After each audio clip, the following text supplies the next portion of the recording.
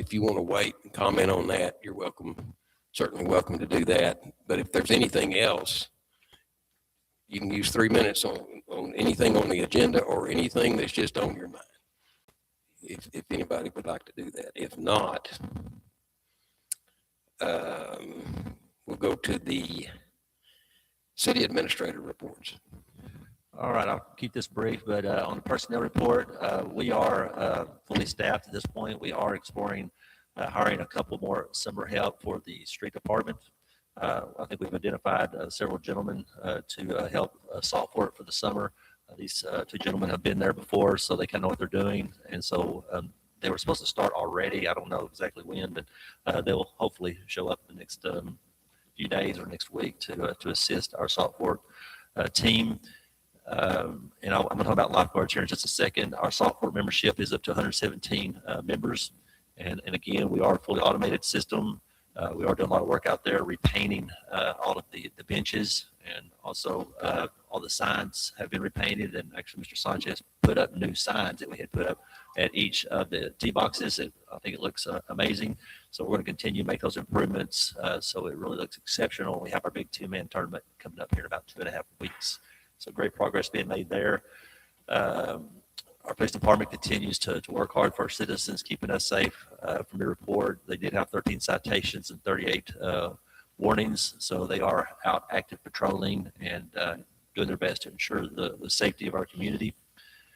Finance report, the city did not have a great month, but for the fiscal year up through April, I think we're up about $129,000. We were just a little bit down in April, probably due to the weather conditions just being real moderate, but we'll continue to monitor there. But currently, we're still in really good standing financially. Wanted to let the council know too. So we've had this contract with this wastewater company, and we got off to a great start. But they just found actually two other municipalities that were much closer that actually were much cheaper than what we were charging. So at this point, they're not going to make any more deliveries. But they did give the impression that as these man camps grow, particularly the one in Stanford, then we could see an increase. But up to date, in just a short amount of time that they were there, we did generate about $82,768. So that's a lot more than we had, just a month ago. So that will definitely increase. But we're set up real nicely. We did invest about $15,000 on a new gate and some road improvements, which was much needed anyway. So, but also if another data center comes in, we're set up to serve them and hopefully generate some additional revenues. Also excited about the city swimming pool this year. We have 15 lifeguards on staff. We had a convocation, and then they went through the Red Cross lifeguard safety training. And I think we just have an outstanding team. I was just real impressed, even through convocation, just their focus and their attention. So I think we're going to be set up really, really good for this summer, keeping our community safe. Also, I think we have a great pool manager with Kayla Donnell. She just has really demonstrated some great leadership qualities. And she's just taken a lot of pride and excitement. So if you have a chance to stop by the pool and look at the pool house, they've really made some really positive additions there. And then, of course, Jake Donnell is going to be the pump house manager, so to speak. He actually took a water certification class, so he's fully certified. So I think the quality of water will improve. We have already 2 pumps burn up, and we've replaced one, and then the new one burned up. So it was on warranty, so it's getting replaced. So we've already had some early struggles, but then on Splash Day is on Saturday. And so our mayor is going to christen the pool by diving in at noon on Saturday. So if anybody would like to come and enjoy that show, please attend as well. But our Splash Days are a great tradition. I'm trying to I don't know if I'm going to do a front flip or a back flip. I'll decide between now and then. Maybe both. So we may be asking for an encore. So, but it'll be Skylar saying belly flop, but it could be. But our Splash Day is at noon on Saturday, so it's open and it's free for our community, so everybody can come enjoy the festivities. And then also I want to bring the council up to speed. The TML site visit will be, I think, that second week in June. There still are a few issues that we need worked out. Y'all know that we work extremely hard to get caught up on all of our audits. But when the city years ago, I guess, went from Encode to FundView, then back to Encode. That system was not installed correctly, and it's still causing some issues. And so Gary House with TML will be here. He's actually one of the persons that actually wrote the original program for Encode, and so he's going to help, I guess, clear up some last minute things as well. But also, I sent y'all a proposal that I'd like for y'all to look at. I think I put it at your desk. If not, I'll give it to you before you leave. But it's from AMCO Bond Services.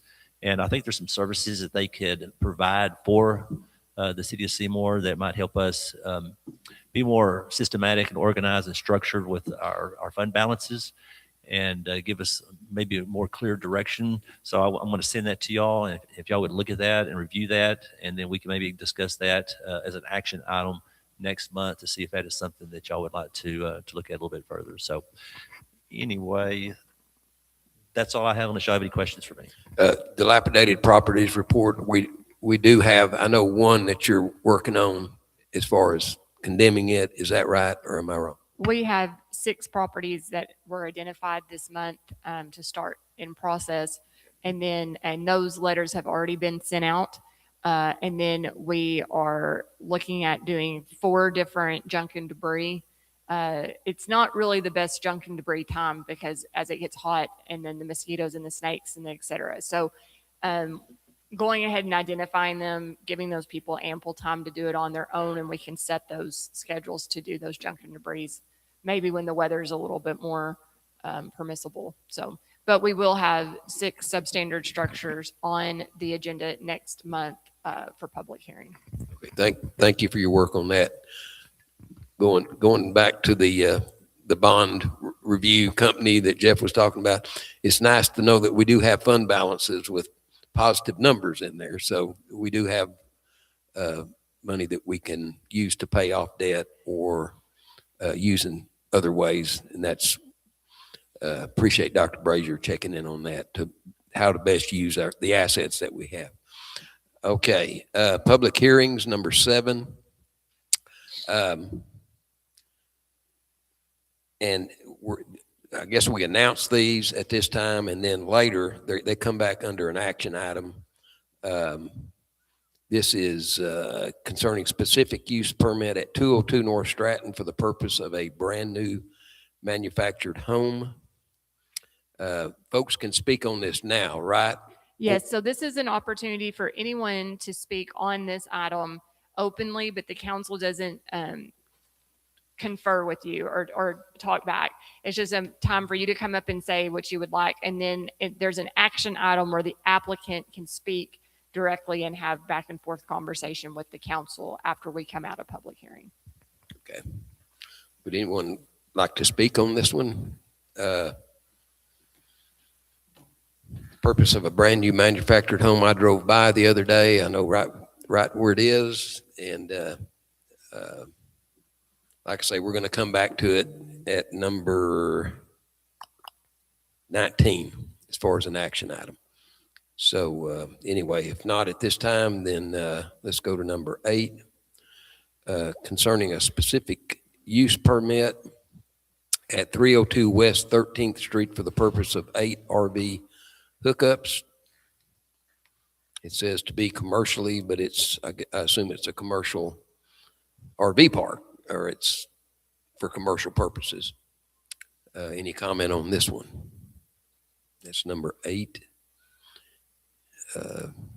If not, number 9, concerning specific use permit at 1006 North Tackett for the purpose of 8 RV hookups with possible washateria to be used commercially, or 4 tiny homes, each being 750 square feet.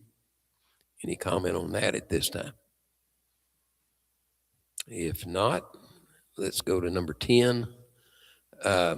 Concerning a specific use permit at 610 South Tackett for the purpose of 10 RV hookups with a possible washateria to be used commercially. Any comment on that at this point? If not, we'll go to 11, concerning a specific use permit at 611 South Tackett for the purpose of 4 RV hookups to be used commercially. comments on that? If not, we'll go to number 12.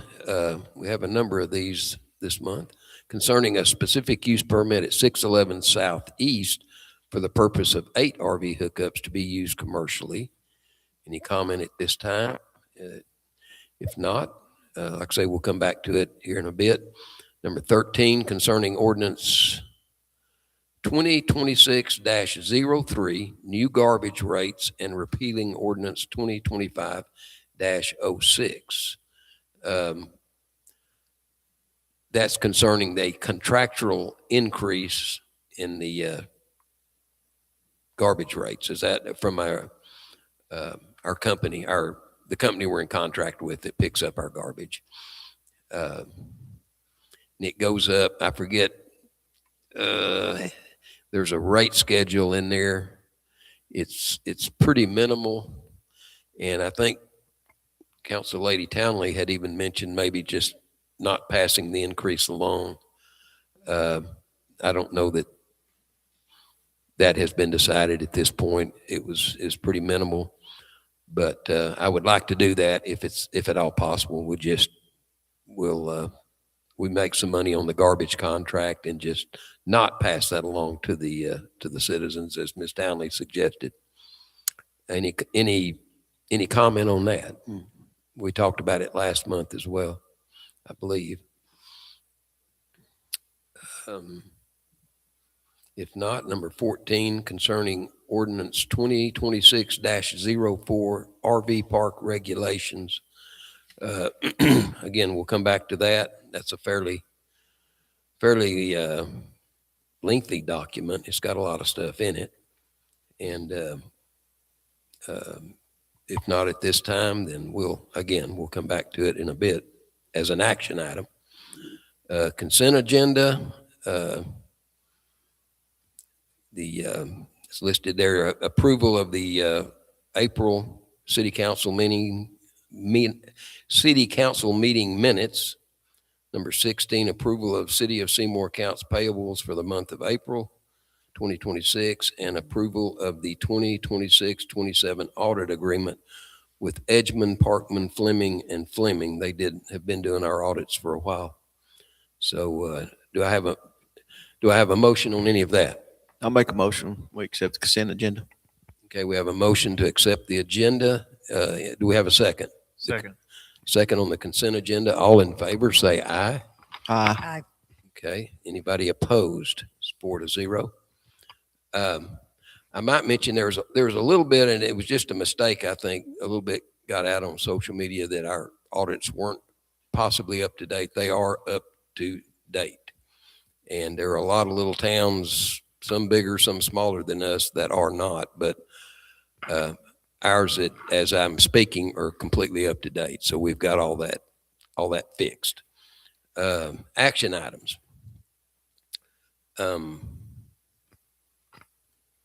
Number 18, discuss, approve, and take action concerning ordinance 2026-04 RV park regulations.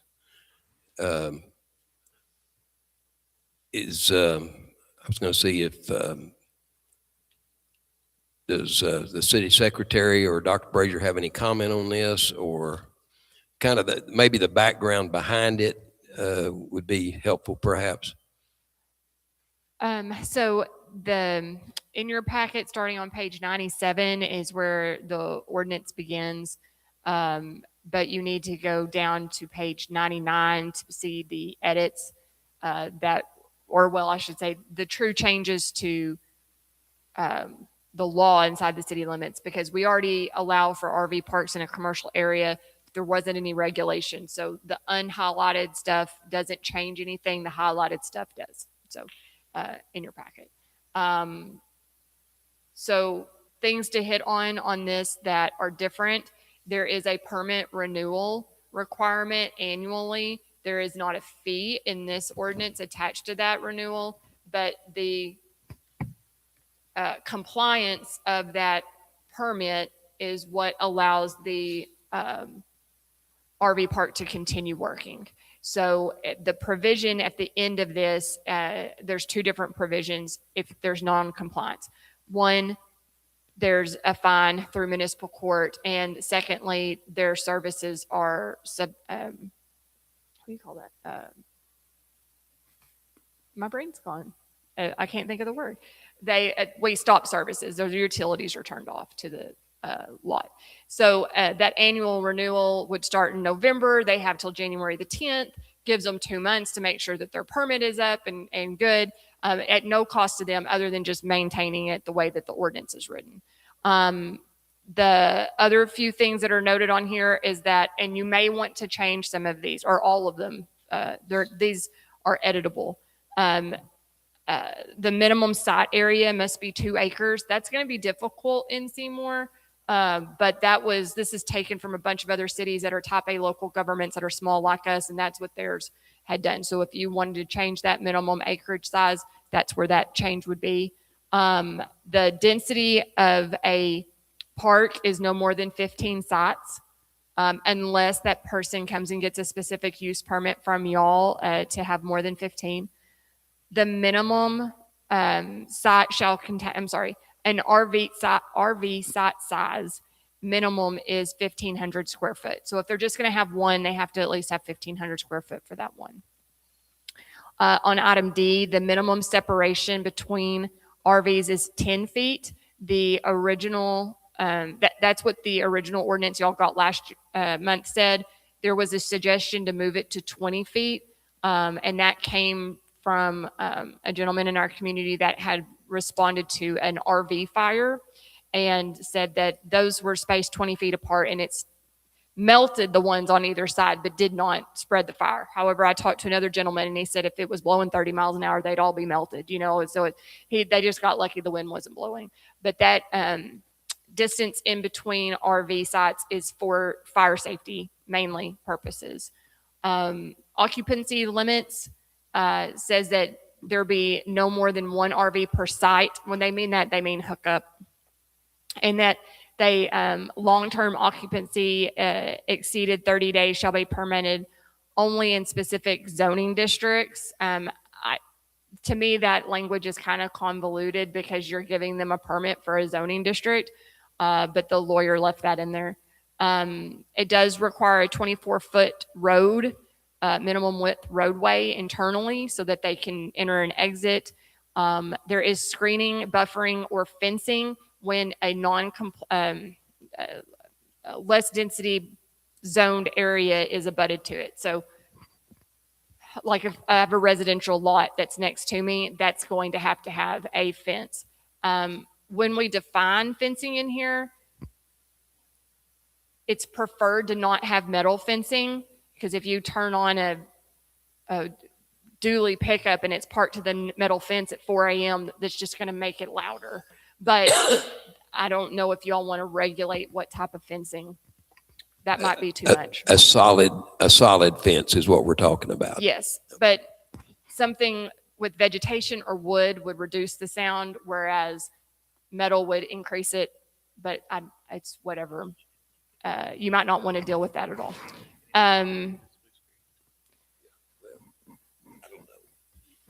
Let's see. They also are required to be on all city utilities. They are required to pay the infrastructure fee in their billing, which is there.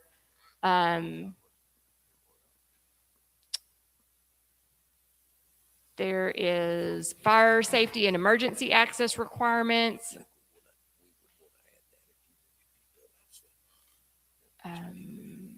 The registration information that's done on that annual permit is there. I mean, I'm assuming that y'all are fairly comfortable. You've read this already. And then there's the last thing on the very end is the retroactive grandfather clause, the backwards, there's no grandfather clause. So everybody has to come to compliance by January 1 of 2027.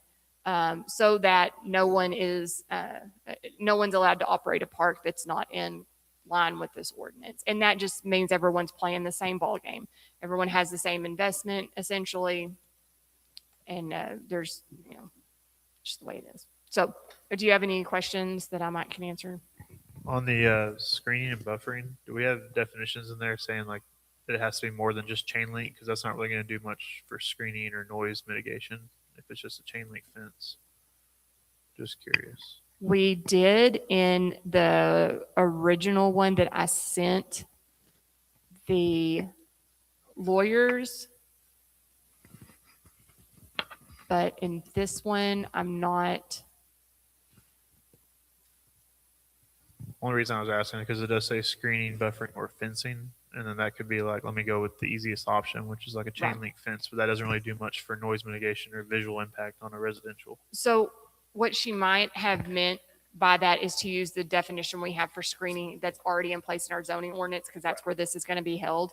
That one is a solid structure, wood, metal, or vegetation. So Right. it does not allow for chain link, or I think the other option, well, it can be chain link if they do the If they do ribbons. those- yeah, that's what the only reason I was thinking, because it said screening, buffering, or fencing. So whenever they do that or in there, it kind of leaves it open to a gray area. And if we can make that change and leave fencing out so that it says screening or buffering, or do you want to define fencing there in parentheses solid? Yeah, it can be that, or it can say solid Solid. or private. Because if you get the chain link and you put those inserts in there, the slot, that'll make it private as well.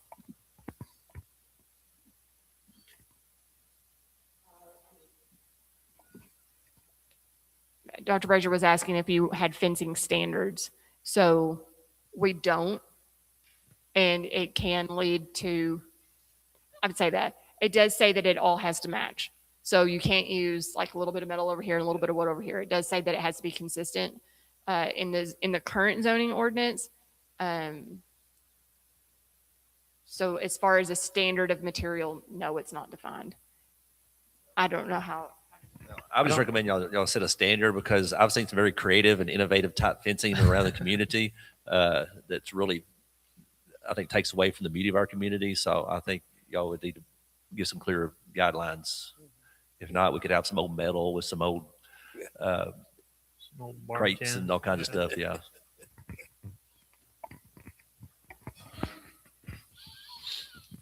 Lauren, I'd like to suggest that we allow some flexibility for the council to set fees for the initial permitting and renewal of the permit. And that would give the council some flexibility on, say, an annual basis to set those rates. Is that possible?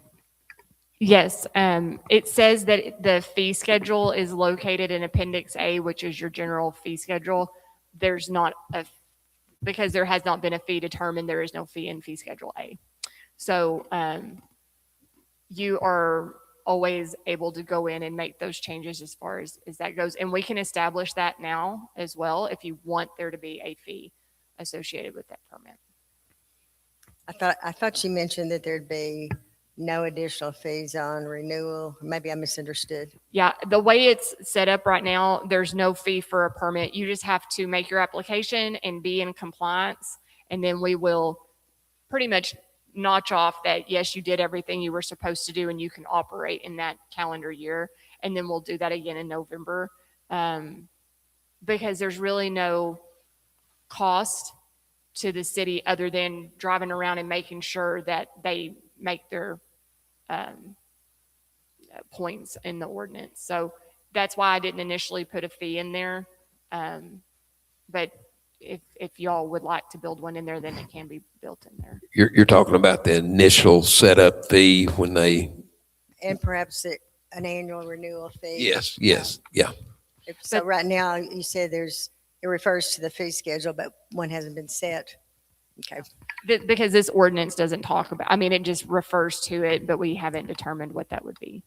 So we also wouldn't have to necessarily issue that permit until January 1. So it gives everybody time to know that there's an ordinance.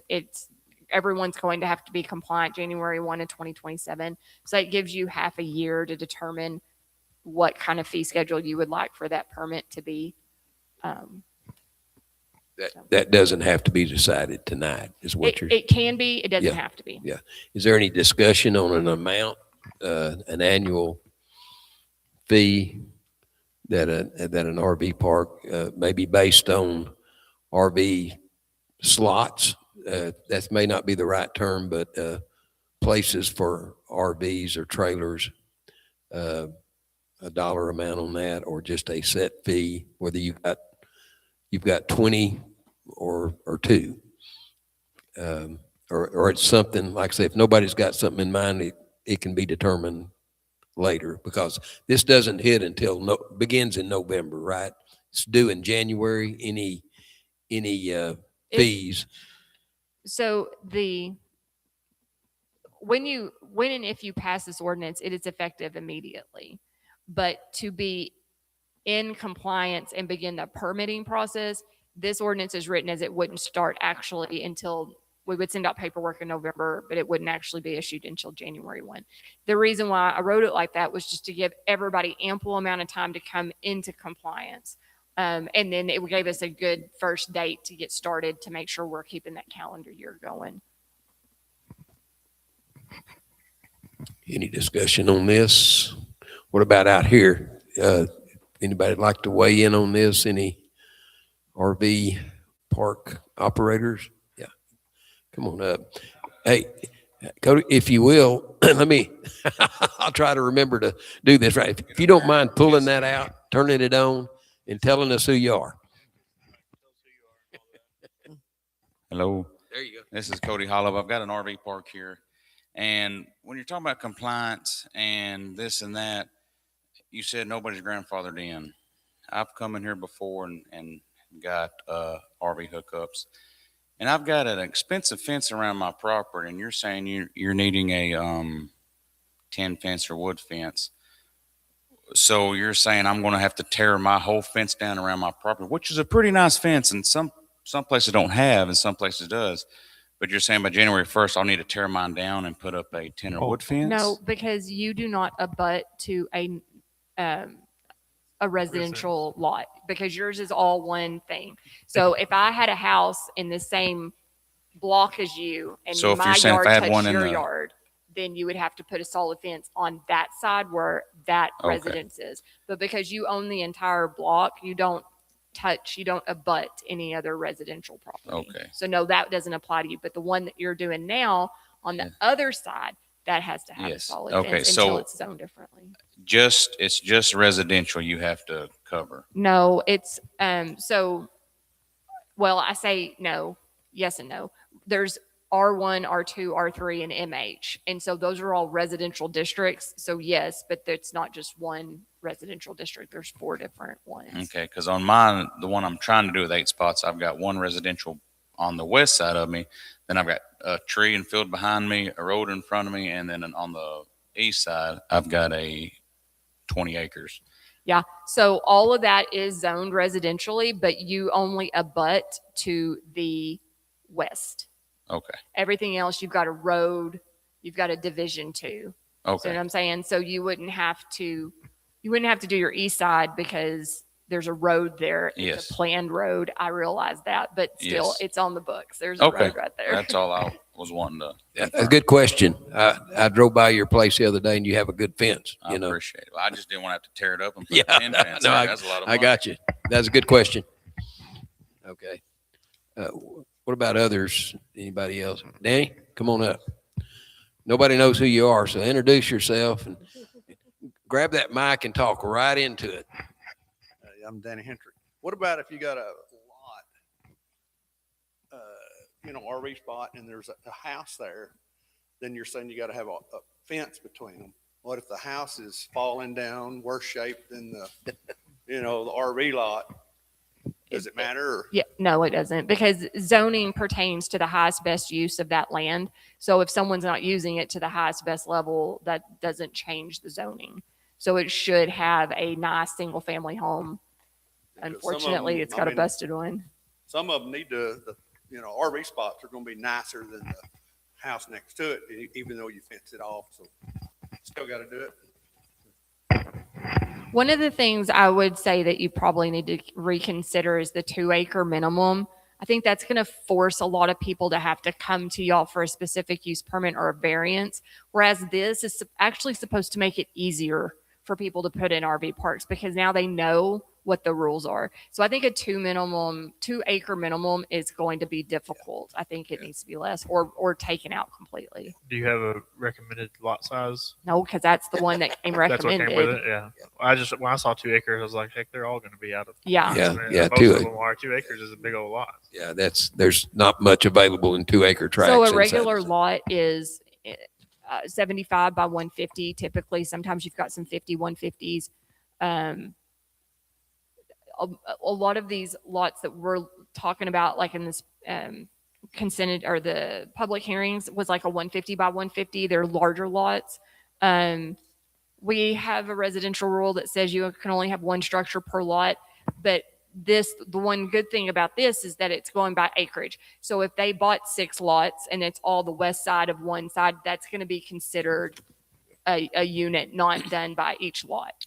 Ultimately, if someone wants to put in an RV park, they have to come to the council and present their, Not if we do this. If they meet all these requirements, they don't have to come and do a specific use permit. That's the Streamline that's a the nice process. side for the community, is that they clearly understand what is and isn't allowed. Now, if they need to put, like, you have a 15 unit minimum, maximum, and they want to do 20, they're going to have to come and talk to you about that 5 extra. But if they're 14 or 15, then well, this ordinance allows. I'm saying if you locate and purchase a quarter of a city block, let's say 150 by 140, say, and it's zoned residential. Oh, then you still have to come. Okay, that's my point. That's zoning. Yeah, that's, So yes. so what I'm saying is 2 acres, you're not probably, I mean, unless you just really got some tracks together on the edge or whatever. I don't think you're big. And what I'm saying is we could probably take that 2 acre out and just take judge each one individually. I would say so. But we have commercially zoned property in our community that, let's see, how do I say this? Up and down Oak Street. So if you had to purchase up and down Oak Street and it's a large enough tract, you might actually get 2 acres in there. But the beauty of this ordinance is that they don't have to come to you for a permit because it's commercially zoned and they know what their rules are. Now, when someone comes to you and they want to build one in the residential district, then they are still having to meet these Yes. deals. You just decide whether or not you want it in a residential district or Yeah, not. yeah. Well, based on the neighbors, what their responses are and those kinds of things and what does the neighborhood look like? That kind of thing. Okay. So I would suggest you remove the 2 acre minimum. I think that's impossible to do. Gotcha. So I think we have some existing parks that are not going to, or they may actually have more units than the requirement even of the 10 feet.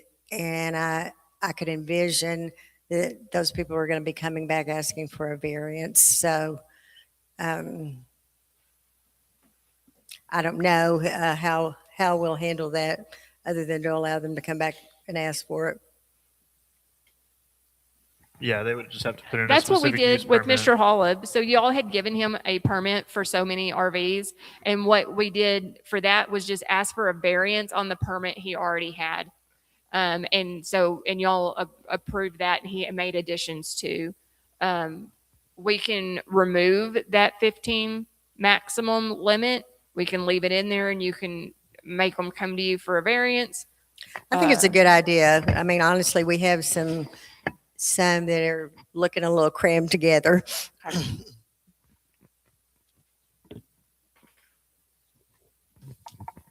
Any other discussion from the folks present here tonight or from the council?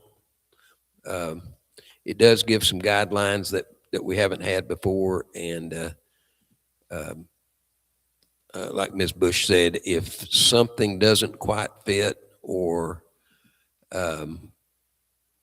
it's like, well, that's from the property and the way I'm going to use it, I'll come to the council and I'll get seek a variance on that. And the council can look at the situation and We do variances. I do know that. I do have another question. So where it says, and because this is posed to me, that the RVs have to be 10 feet apart, is that 10 feet north, south, east, and west? Is that 10 feet from the longest side, the door to door kind of side? Because some units I've seen are parked kind of end to end, and there's not necessarily that 10 feet in between. And is it the units that have, I'm sorry, the RVs that have to be 10 foot, or is it the units that they plug into have to be 10 foot?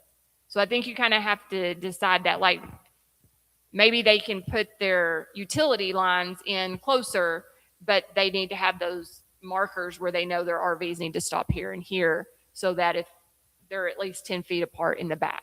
I wouldn't do the utility posts. I would do either the RV or the lot, like the unit square itself, like where they're going to be placed, because we already have that size Mhm. in there. So I mean, if you're going to use that size, I'd have to look at or draw it out. If that size actually adds up to 10 foot on each side of where an RV would be placed in there, then it would work out pretty conveniently for them. Was it 15? How much square foot? It did you was say? 10 feet in between spacing, 1,500 square feet minimum area. minimum area. Yeah. And I don't know, because I don't know, I'm not an RV person. I don't know how big that is compared to an RV. I'm not sure how you would calculate that. That would be the 1,500 square feet. I mean, the parks I've stayed on, there's usually a kind of a spot on where you line them up, and because I had to stay in one for a while long term, and like the area where the front door is at, you kind of have like a yard area and a place to park, and then the other side, you have that spacing naturally between them because of that, because they have to have a place to park their vehicle and have a little sitting area, barbecue area out in front. So a lot of times it naturally happens that way.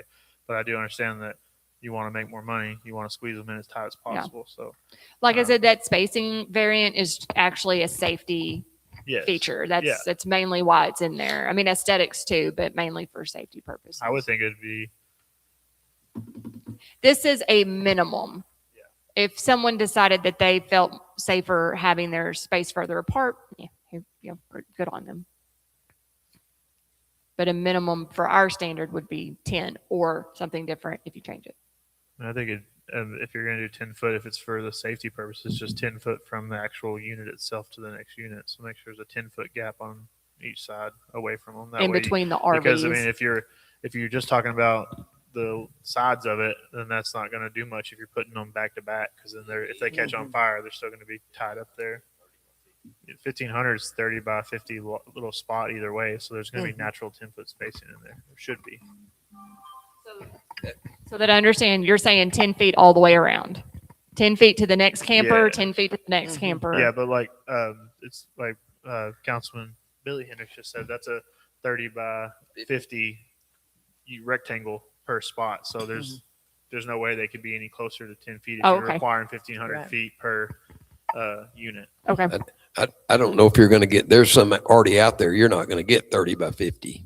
You're just. For the fifth, so the question then may be, do we need to change the 1,500 square feet part of it? Yeah. Is that larger than what you want? If I was Or living there, it'd be pretty nice to have that space. But if I was wanting to get more units in there, that wouldn't be ideal, I guess. Well, and you have to consider that we are asking our currently operating RV parks to come into compliance. So I'm not saying that we reduce our minimums so that it's just, super easy or whatever, but I also don't want to make it difficult, or, it'd be nicer if I could just be like, hey, move that RV just a little bit over that way and everything's great. I think you could, what would you say? Move it down to, Like a 1,000 20 square by foot. 50, like 1,000 square foot. Yeah.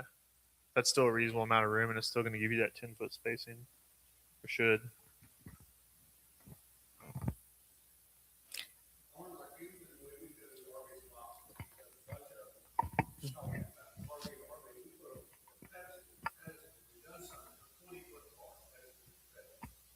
Nowadays, everybody got slide outs and you will park inside. There's not room. So really, you need 25 or 30 foot. And even at that, a lot of trailers are 50 foot long. And most people Yeah. got 2 vehicles. So you gotta have more parking out front. But I'm saying, what you're saying is not necessarily 10 foot truck, your pedestals. Yeah. Yeah. Asking how far put in. Yeah. Some trailers don't have slide outs. Yeah. That, Could you come up just a second? You're making some good points. I want everybody to hear We you. were just saying the minimum would be 1,000 square foot, like a 20 by 50. You can make them as big as you You want. can make it as big as you want it. We're just talking about the smallest would be a 20 by 50.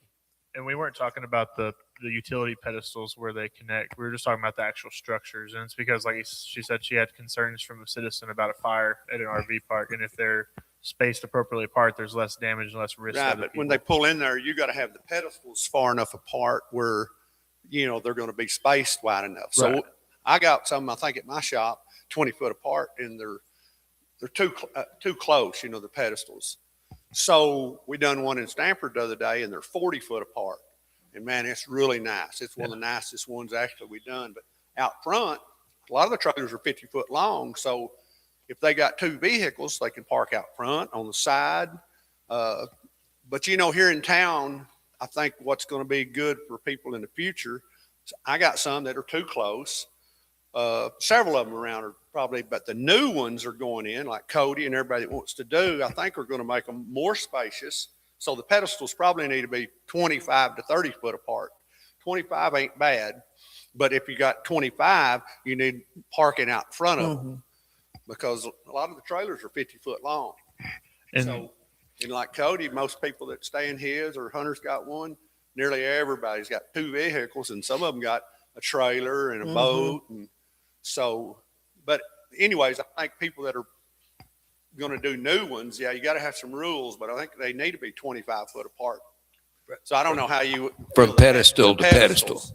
Yeah, Would that, I mean, we it can just makes a little, put in a bunch of them. But For one thing, I think it just, the aesthetics of it, the town looks better if Yeah. they look planned Yes. and they're, and I think when they go in, they're going to, maybe you need to talk about the gravel or but I think most people that are putting in the new ones are going to do it right because that's the ones people are going to come to. So, Well, and this does follow your original appreciate it, Danny. thanks, Danny. RV ordinance that says it has to be on a solid surface and things like that. What we had run into in the past is people who refused to come into compliance, and we didn't have any teeth to do anything about it. This gives us the ability to say, okay, look, compliance is, you have to come into compliance. And if you don't, then turn your power off and then you don't make any more money, and that's what the purpose of these is to make money. So they'll come into compliance. The only thing I have about the pedestal deal is that the ones that you have that are already established may not be, and I don't know anything about plumbing or nothing, whether or not you can move those to come into compliance. However, you could recognize them as being your smaller units, and I can put a small unit in there as long as I'm still 10 foot away. So that would be my only issue with putting pedestal requirements in there. It might be hard to come into compliance. Well, I mean, we could keep the 1,500 feet, and like I said, we could or 1,500 square feet, and we could keep that minimum separation at 10 or increase it because it sounds like from the people who are building them or putting them up out there that they're going to have at least that if they want them to look nice and have space and want them to be more appealing to people to stay there, which makes sense because I wouldn't want to be crammed in with people either if I'm going to stay long term. But I was just like, these are just. Go ahead, Cody, if you got something.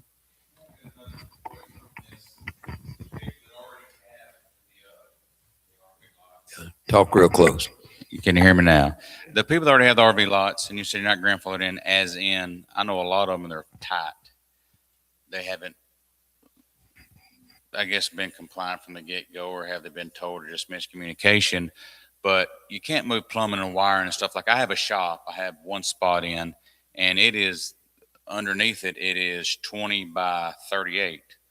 Well, I can't move wiring, can't move plumbing, can't move the shop. So that means that's null and void. I got to cut that spot out and just use it for storage. Or is that grandfathered in? Because I can't build the shop bigger because then I'm in the alley or I'm in the road. But when I got it approved to the get-go, that never was brought up that you had to be like that. So is there another unit right next to it? No, it's just in my shop. I've got one spot, Right. but it's So then In I a don't shop. think that it would fall under this ruling because this is talking about units that are next to each other. So that would be because it's separate from and not in a line with other ones. Then you almost have like an RV site inside an RV park. Okay. Does that make sense? Yes. That's how I would rule that, because this is really talking about density, and that one isn't in density because it's separate from itself. Okay. And I would think that even if it did fall into that, you could also come in here for that variance. And if we've seen get a it special working permit so for it. far and everything's okay and it looks just good make and you're an edit maintaining the to property, it. we probably accept it Okay. because of Yeah. your history with us so Okay. far. I mean, I would have to look at it, but if that happened, Yes. But I would say because it's not affecting another one. You can't be 10 foot away from another one because there's not another one over there. Then it wouldn't matter.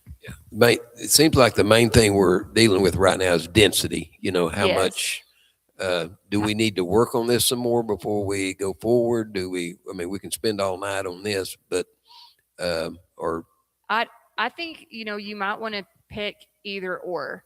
Do you want them to be 1,500 square feet in their spot, or do you want them to be 10 foot apart? And if you pick either or, everyone might be able to be in compliance. it's kind of redundant because, like we said, if the size is 1,500 feet, you're going to have more than 10 feet either way, 99% of the time, more than likely. So they're kind of overlapping a little bit. So we could take the 1,500 out I almost and would- just do the 10 foot, I or almost you would could rather leave leave the 1,500. 1,500 and take out the footage requirement, because that way that you have nice uniform lots and things like that. what about the existing, They'll just have to either scoot them around or get rid of one. That's and why I come into said- compliance. That's mean, why I said we're going to be having people come asking for a variance. So I think Why on not? an individual basis, we're just going to have to deal with those that are existing that can't come into compliance. But I like the idea of having the 1,500 feet Mhm. because it just, to me, just gives it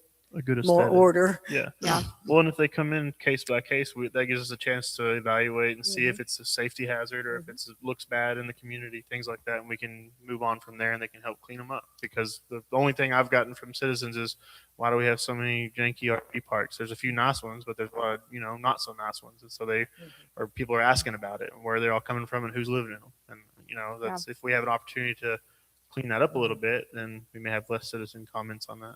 And I think to the gentleman's point on parking, if they have nowhere where to park, then they end up just parking in the road, parking everywhere. Well, and we do have rules on street parking. We already have those rules established in our zoning about how you can park. And so we probably would just need to communicate that better to our RV park people as they come and get permits and things like that. And just ensure that they're not causing issues. Because I have one on my road and they park 1.5 pickups and that half of the pickup stands out in the street. And then the other two guys park like this so that the sides of their pickup and the tailgate of that guy's truck are even. And it's not safe, but that's the parking that's afforded to them. So, yeah, I agree. All right. Well, I think we're going to probably have, even with some of the new parks going in, we may end up with a lot of variance requests, which is fine. But anyway, do you want to? So what I've got notes wise is that you want to define fencing as a solid fence. You want to remove the 2-acre requirement, keep the 15 unit maximum. What I'm hearing is remove the 10-foot separation in between and keep the 1,500 square feet.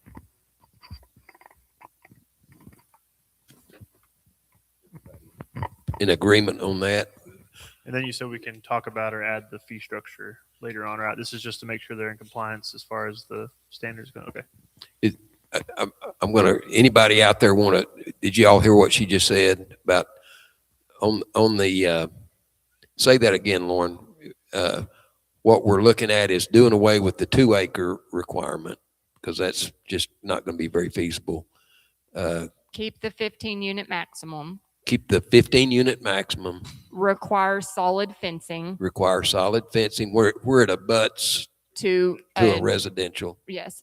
And remove the 10-foot separation measured in between units, but keep the 1,500 square foot minimum. Remove the size. 10-foot separation, but keep the 1,500 square foot. And I will state that this says that all the RV units inside the city limits have to be on all water, sewer, electricity through the city. So you can put an RV park on a septic tank, but not inside the city limits. Not in the city. So there are very outward places in the city that do not have sewer services, and this would prohibit them from putting an RV park out there if they can't tie into our sewer services. What about self-contained units? If somebody wanted to just, I've got my own water. That would be up to y'all. That would, I would say that's a specific use permit. You're probably going to end up talking about it anyways, but this Okay. one specifically says that septic tanks are not allowed. And I think that that's important that Okay. doesn't get changed. Okay. All right. I invite y'all, if there's anything you want to weigh in on it. Like I say, variances are, come on back, Cody. You're, This is going to be strike 3 for you, Cody. no, I talked to you, Ms. Bush, a month ago about the electricity part of it on the new RV lots going in. You said we're going to be charged for primary line, be charged for transformers and all of that. Will that be brought up today, or is that still getting brought up, or no? Or So that's a part of the line extension policy that y'all did last month that you passed. So it doesn't pertain specifically to RV parks. It could pertain to any business or a planned development or anything like that. So it's not just the line extension is not just for RV parks. Does that Okay. make sense? Yes, It's ma'am. a blanket thing for the whole community. And that was done last month. Okay. thank you, Cody. More comment? Anybody? Any more discussion up here, or someone want to make a motion going forward? Yeah, I'll make a motion that we approve the ordinance 2026-04 RV park regulations based on the notes that Ms. Bush has, and then to later discuss the fee structure Okay. No fees and at this time. at this time. Yeah. Gotcha. Which say that one more time, if you don't mind, Lauren. What we're no 2-acre lot requirement, Solid fencing, solid fencing. remove the 2-acre requirement, keep the 15 unit maximum, remove the 10-foot separation measured in between units, but keep the 1,500 square foot site requirement. Okay. All right. We've got a motion. Do we have a second? I'll second. Anyone, have a motion and a second. All in favor? Is there any more discussion? All in favor, say aye. Aye. All opposed? It's 4-0. Go ahead, Dr. Brazier. Mayor, I respectfully request that we go to number 26. Chief Sawyer has a sick child at home. Yes, And if we could do yes. that, we would really appreciate it. Did he just walk out? Okay. Is he still here? Okay, as soon as he comes back, we'll get right to him. I'm sorry, I forgot about that. Yeah, we can go ahead and get started on it. Okay, all right. We are at, wait. Oh, okay, we're gonna skip to 26. Gotcha. Okay, we're gonna jump just a little bit to number 26. Discuss, approve, and take action concerning the purchase of new police trucks requiring a budget adjustment. And there's Chief Sawyer. Do we want to go to you first? or- Yeah, I just want to say that we're making this recommendation because the majority of the fleet of our police department is old, it's antiquated, and we definitely need an upgrade.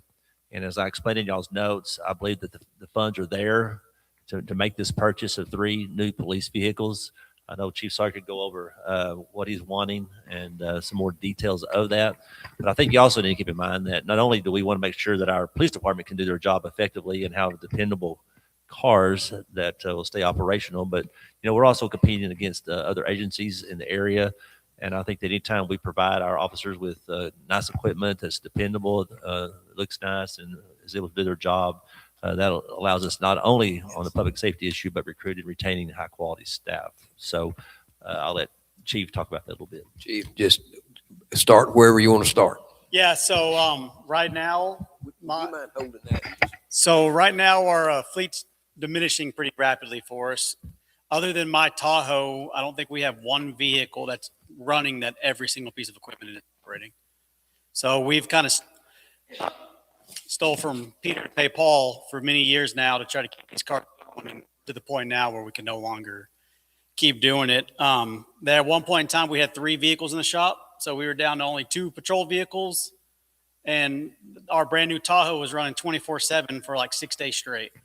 So obviously that takes wear and tear on your new vehicles.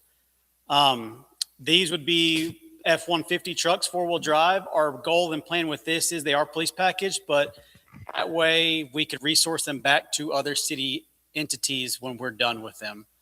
The Chargers we have now won't serve anybody any purpose, but I'm hoping these F-150s and stuff like that, we could give to the electric department to have them a new vehicle to ride around in a couple of years. We will work with our upfitter to be able to change those red and blue lights out to like blue and yellow for them and things like that. It's kind of, I feel like that'd be a lot better money for the city if we could resource these vehicles back to other agencies afterwards instead of just having Chargers that are going to eventually go to the dump because they're not going to be worth anything to anybody. I think the 3 vehicles, I think it's like $3 million for the 3 of them. So, well, if I asked for 3 million, I figure 300,000. I know I heard that wrong. So, but that will be the vehicle, the upfitting, all the equipment, the camera systems, radios, everything. So they will all, every one of those vehicles will have a completely new and upfitted with all equipment. As technology keeps growing, our city keeps growing. We're getting busier and busier. I think looking at the council pack tonight, you're looking at 40 new campers alone. We're getting in a dire spot. We're the only agency out 24/7. Our guys are slammed. I hate to tell you, Seymour, whether we like it or not, the people are coming. Data centers, these wind farms, everything's coming, whether you like it or not. And it's going to be our responsibility to take care of these people and protect them. And the only way we're going to be able to do that is to have the equipment to do so. Since y'all let us get the LPR camera systems on our vehicles, I think we've already equated that to like 5 arrests. And one of them, the county's LPR, which is license plate reader camera, picked up a wanted individual out of, I was thinking it was West Virginia or something like that, who had sexually assaulted a child. So our camera was the first one to pick it up here in the county. So our technology is working, but with that comes more work. So we're just getting to the point now where we don't have the equipment to continue doing what we're doing. What's your estimated like use time for these? Like how long do you expect them to last?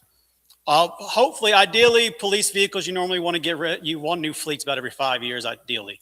So hopefully with that, getting mileage is never the problem for us. It's engine hours. So, but after that, I still believe there'll be great vehicles for the city to use at the park or golf course, water department, electric department, wherever they can use them. These will have the deck systems in the trunks or in the bed of the truck with bed covers that will all stay, so they could lock up equipment and things afterwards, even when we don't have our equipment. When we pass it along, I try to take in consideration everything they would need also. So we currently have, not that they're functioning all the time, but we currently have 4 vehicles. Is that We have 5 Chargers and 1 Tahoe. okay? One Charger is the one that's underneath the carport. It's our like surveillance vehicle. We park around events, and the only thing works in it is the camera. The motor's knocking in it, so we're not going to invest any more money in it. We just use it for like rodeo. We park at the gate, things like that for cameras. So what is your ideal working fleet? I'm sorry? What is your ideal number of? Right now working we have fleet? 4 full-time officers, so I'd like to have 4 great vehicles, and the Tahoe is brand new, so we're still in good shape there. So this would give each one of your full-time officers a brand new vehicle and equipment. Okay. Would you keep 1 or 2 vehicles for? Ideally, we would probably try to keep 2 Chargers, and we would just take all the equipment and put everything that worked into those 2 just to have extras for either reserves, part-timers, things like that.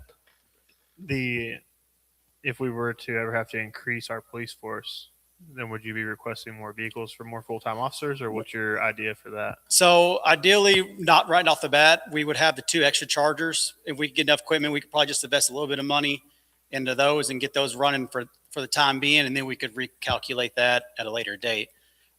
We tried to get this on a grant. We tried to get one on a grant from Nortex, and the funding just wasn't there. So we did try other options before this. Lauren was very grateful for me asking her to write that for us.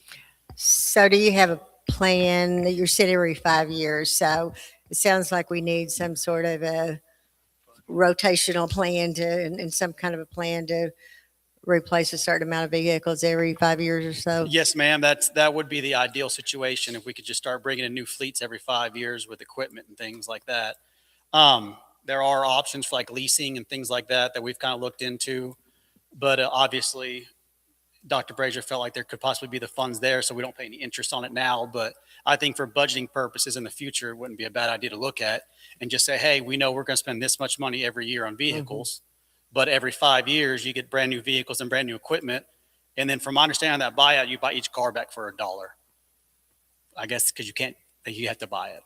So it's $1 and you get it all back. But ideally, we're going to try to find vehicles that we can use elsewhere inside the city. You've noticed an increase in calls? Yes. Okay. Yes, sir. Okay. Yeah. It's getting busier and busier for us, sadly. So that's obviously our next big issue is manpower, is trying to find enough people to take care of all this that's coming. Seymour's got the nightlife that other towns don't have. So Monday, Knox County area, they are getting a data center. It's already in the books from my understanding. They just hadn't started it yet. Well, those people are going to come to Seymour. Like, Directly relatable to the wind farm, solar, data centers, all that it's all stuff. here now. Okay. So I know the wind farm. I think pretty much everybody I know has got Airbnb and all the RV lots. I think there's a reason why they're wanting to put in more because they're making money and they're getting booked, which is great. Yes. But that comes responsibilities for my agency that we weren't prepared for. And now it's kind of right in our face.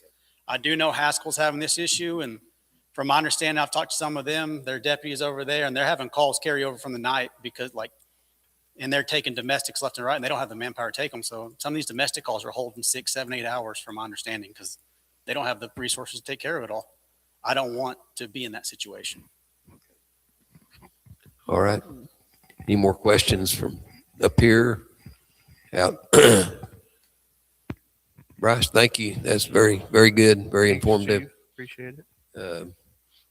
What about out here in any questions or comments from the folks here tonight? If feel free to come up and speak. Okay, we skipped ahead. That was number, We're gonna take action on it.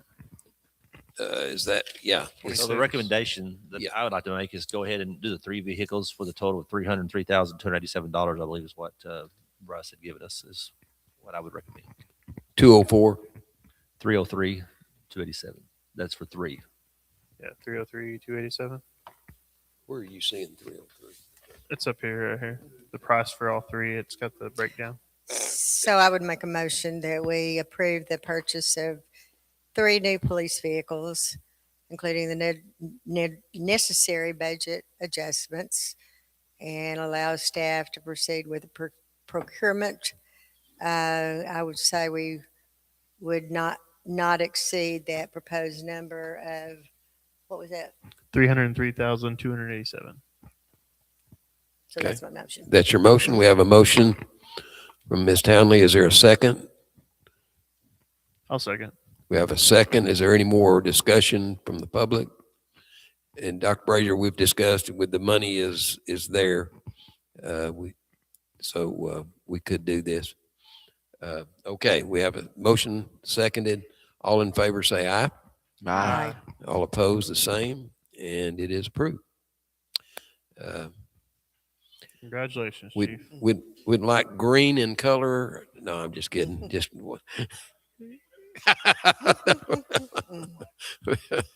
maybe not.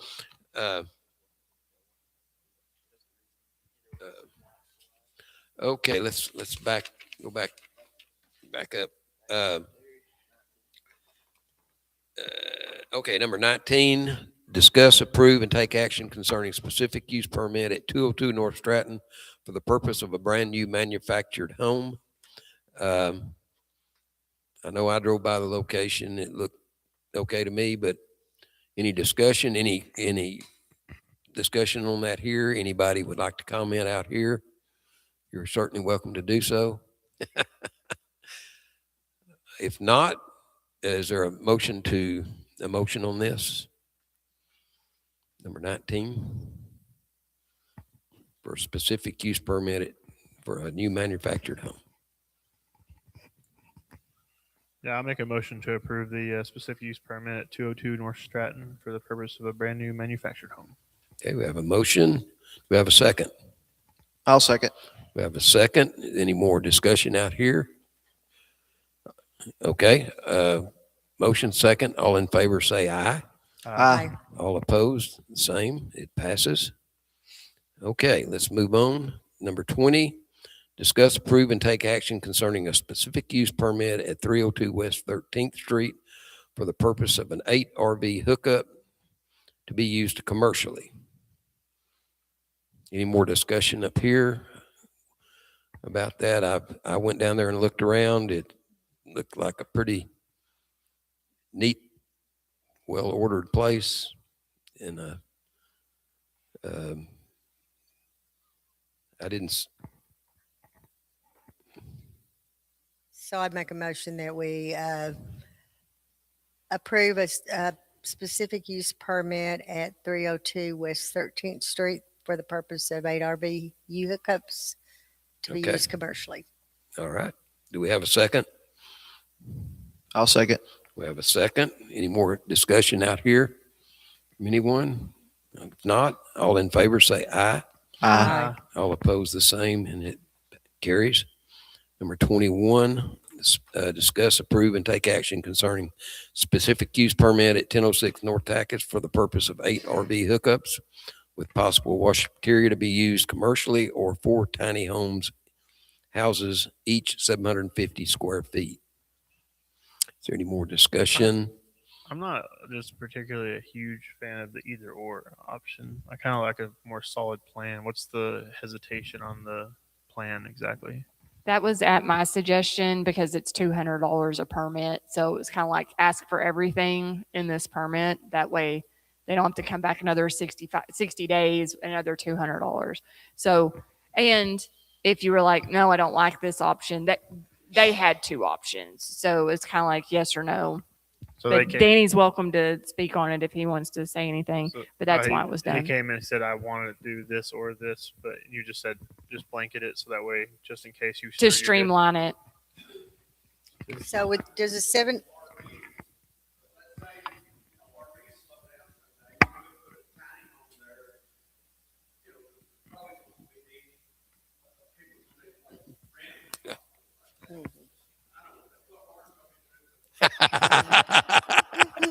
So as of right now, Under the your bus. plan is the RVs, right? And you're saying in the future, if the RV business slows down, you would put maybe some tiny homes on there. Okay, no, that's fine.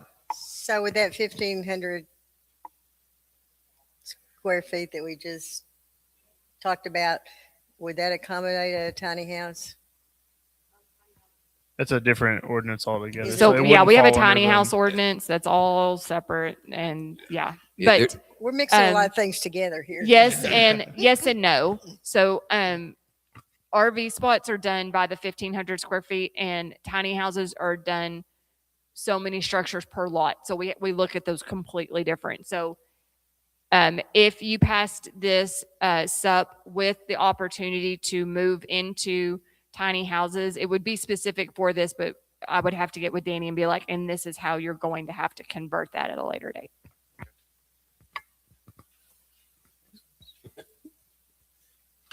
I would make a motion that we authorize the RV hookups and then at a different time, come back if we need to change it to tiny houses.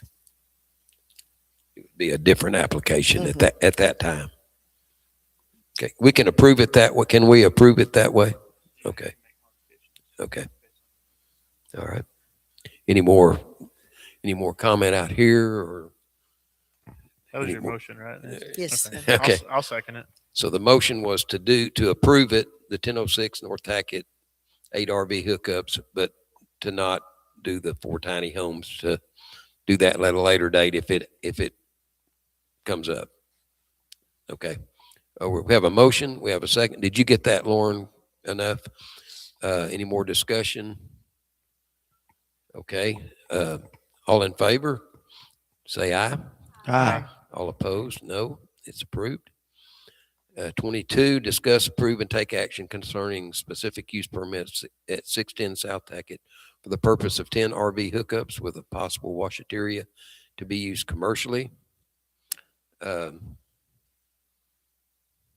more discussion out here or up here? Would the washateria be available to the general public, or would it be Private. restricted It's- to? Okay. The washateria to just be restricted to that property.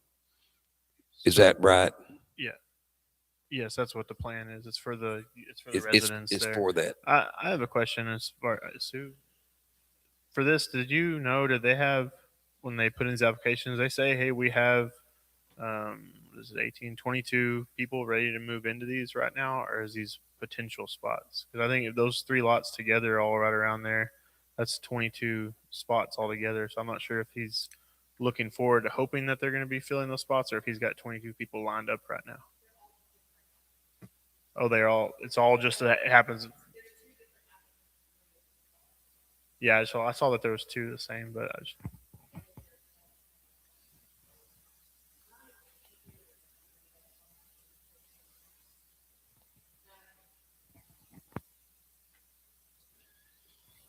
because it's all right there together, Mhm. lot.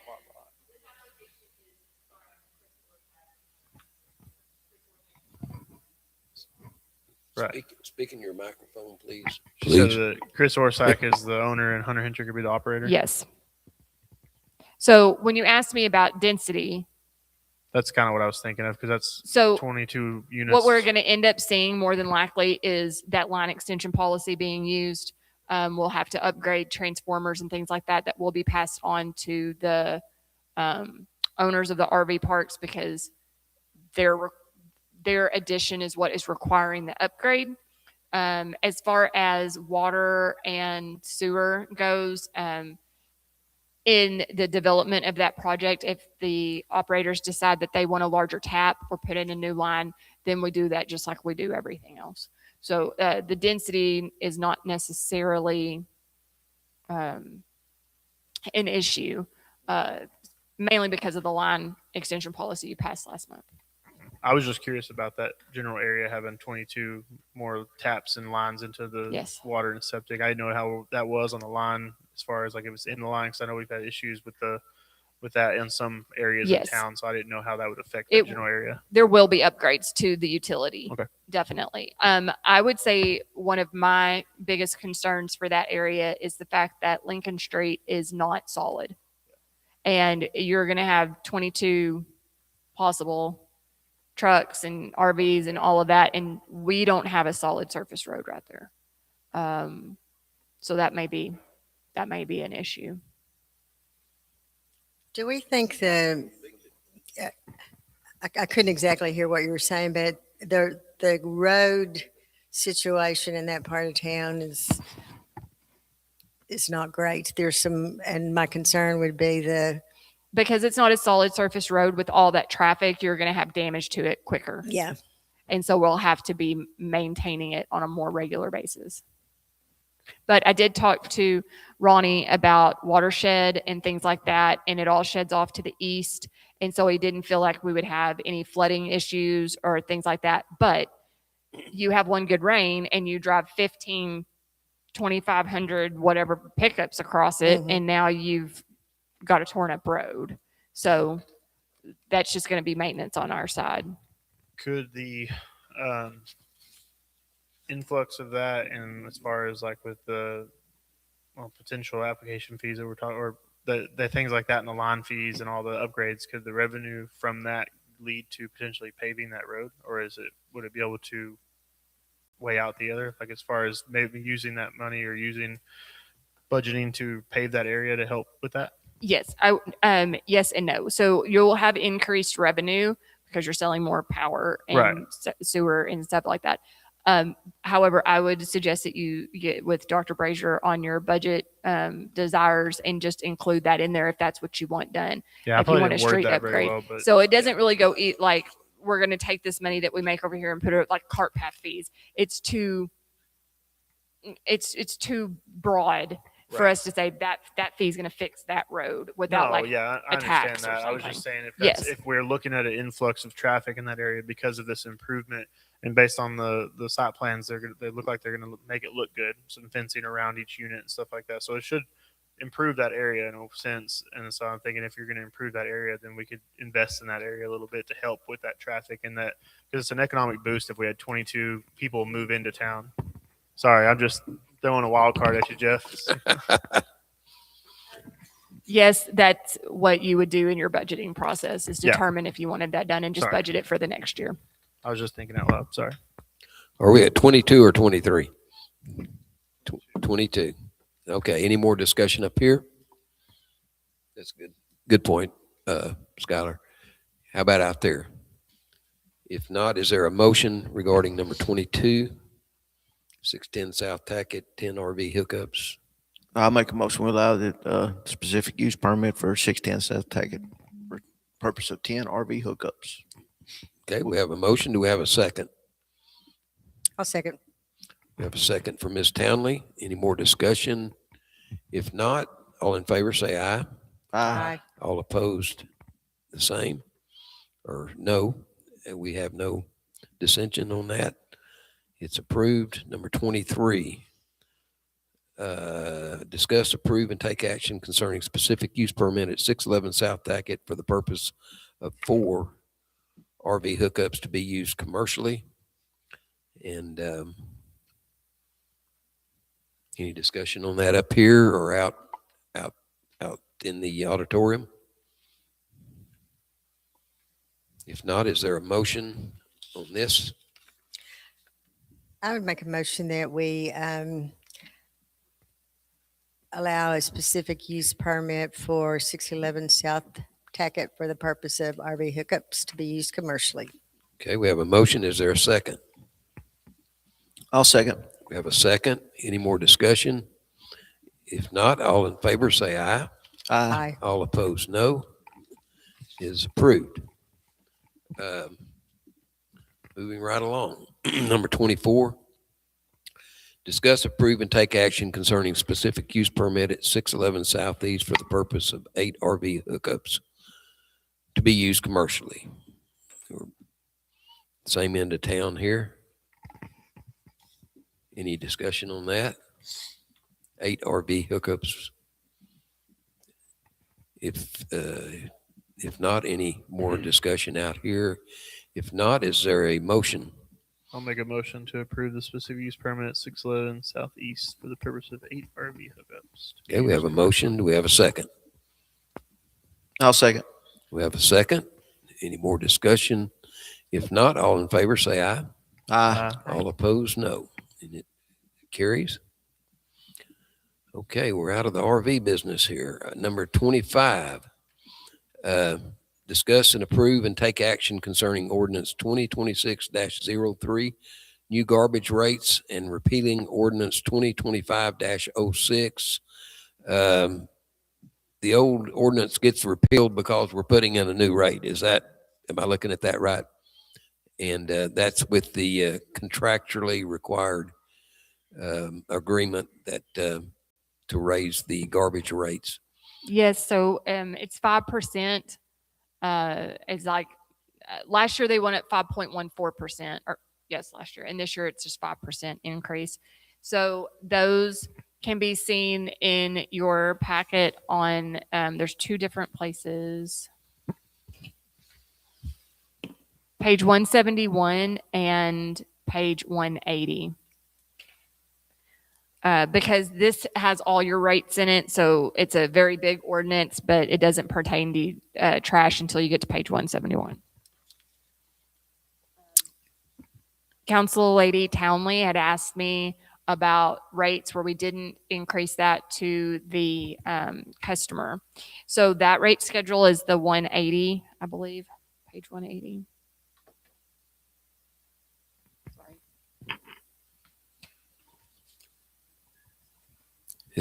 As I recall, it was kind of a minimal increase citywide. Sorry, my packet doesn't want to download. So currently in 26, our department cost is about $810,000. That's to do sanitation, trash, transfer station, yada, yada, yada. We budget for a grant in there to receive and expend. So it's not the exact amount that's written in your budget, but that didn't include the grant information. In 26, 27, due to the cost of the wholesale provider increase at 5%, and then we will have increases in employee costs, including healthcare. We're estimating that will go up to $813,000. And so if we, that would be our projected department cost. So if we did the no change to the customer, we're projecting to have a department cost of $805,000. So we would have to reduce something in that department budget line item, $5,000 to $10,000 probably, to make that work, because it is such a minor increase. The increase we suggested was just to cover costs, really. So if you don't do an increase, then we would just eat that cost. Your profit margin's going to go down a little bit, and that's typically how I figure those out. But it won't be much. Okay. So All right. it shows in there your price changes. So retail, if we went up to cover the 5%, would go from $34.96 to $36.02. So it's $1.08 change, I believe, $1.06 change. And an extra cart would remain the same price. So we wouldn't go up on your extra carts. A commercial 3-yarder would go to, this is the same. That one's incorrect. That number's wrong. It would go from 90.64. I believe it's 108. No, it's 98.64. So it goes up $8. The commercial 3-yarder, I have gotten that doubled. Oh, Well- sorry. My brain's over here. It's a $5 change. So meaning that it's incremental if you choose to not go up on your rates to your people. Can we put that in a motion?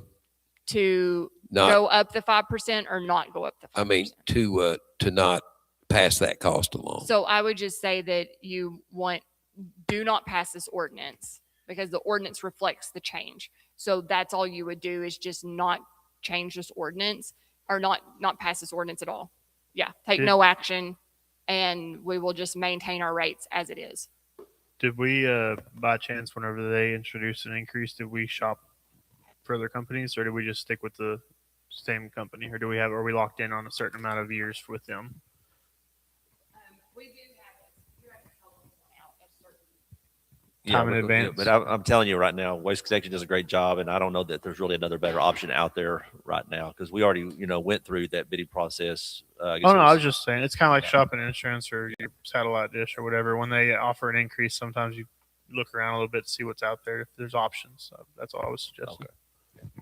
No, that's always good. I've been impressed with the company. Just have citizens call, they're having an issue, and I get with Dr. Brazier, and he's always able to reach these people, and they're responsive, and we used to not have that, but Oh, I've called them when my kids forgot to take the trash can out, and they'll double back around a block or two just to come get them. I'm like, hold on now. that's why our costs are going up. Okay, that makes sense. Just kidding. No, they are. They do stuff like that. It's pretty good. Okay, do we have so if there's no motion to do this, would it just die? So lack of action would take care of that. Okay. Is there a motion on this? Any more discussion out here?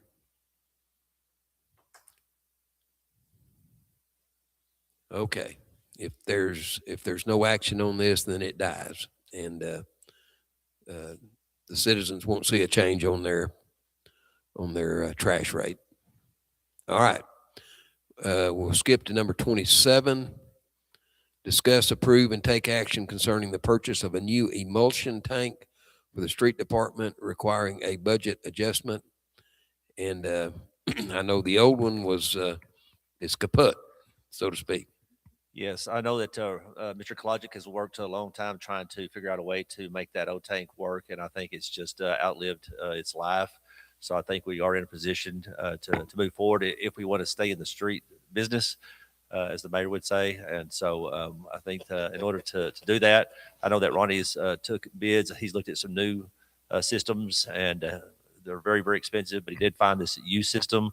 And I know Mr. Clark is here, so he can speak to y'all about that a little bit more. That costs us $44,600. It will take a concrete foundation. I've already went out for bids. I've gotten a couple of bids. It's going to run you about $3,000. Plus, what I like about this tank here is that it'll have to have an electrical setup, which will cost a little bit of money, but our electric department could probably do the majority of the work there. And it stays warm and it stirs. And that way, whenever Ronnie decides to go and do some streets, then he just goes out there and I'm sure turns it up the night before and it's ready to go. So I think, and also we want to locate it in town. I think Ronnie's identified several areas within his yard that he could put that in as well. But anyway, Ronnie, you want to come up and speak on that a little bit? Or Yeah, Ronnie, come on up. Speak right into that microphone, and because everybody wants to hear you. And I know you have diligently looked around to try to find something. And like Dr. Brazier said, if we're in the street business, and whether we want to or not, we're in the street business. And explain what this tank does, basically, to people that don't know.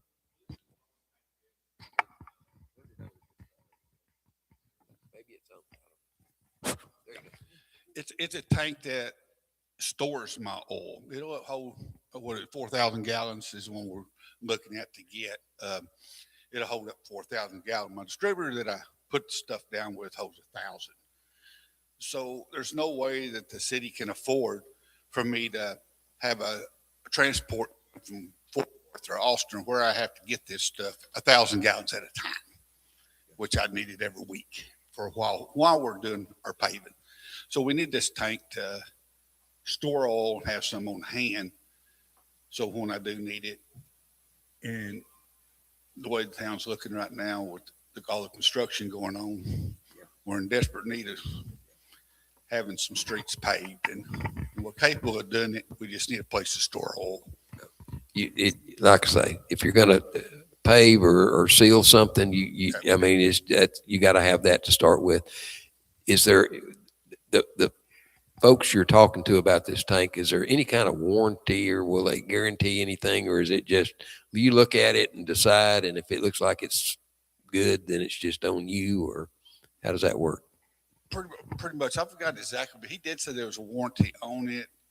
I don't remember right offhand exactly what the warranty was, but there is a warranty with this tank. So if we get it down here and it doesn't work, then we've got. As far we'll check into that. Okay. All right.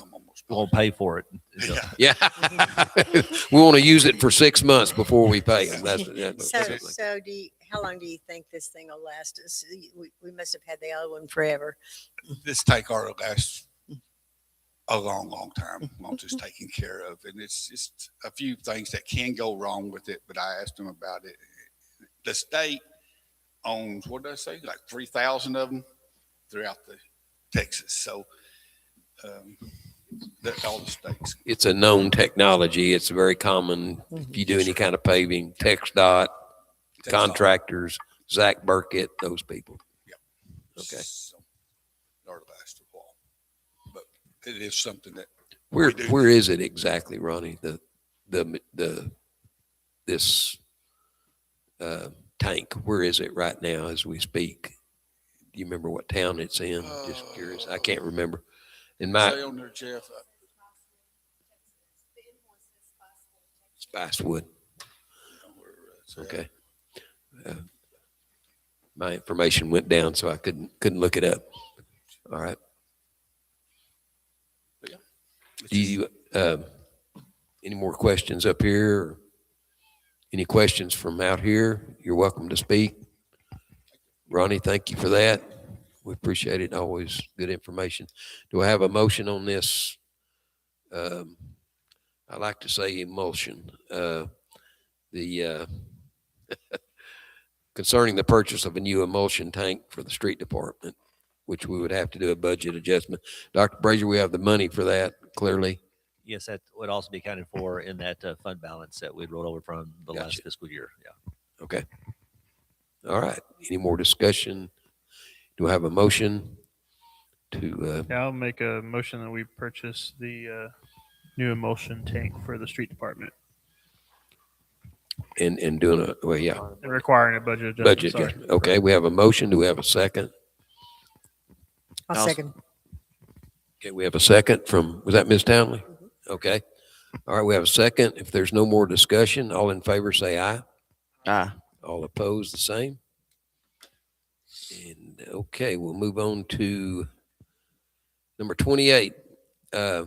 Discuss, approve, and take action concerning public access of the Salt Fork Swimming Pool, including rentals, pool facility, pavilion, private parties, lifeguard requirements, and choosing between Class B or Class C designation per State Health Services regulating pools and spas, Section 265.191. I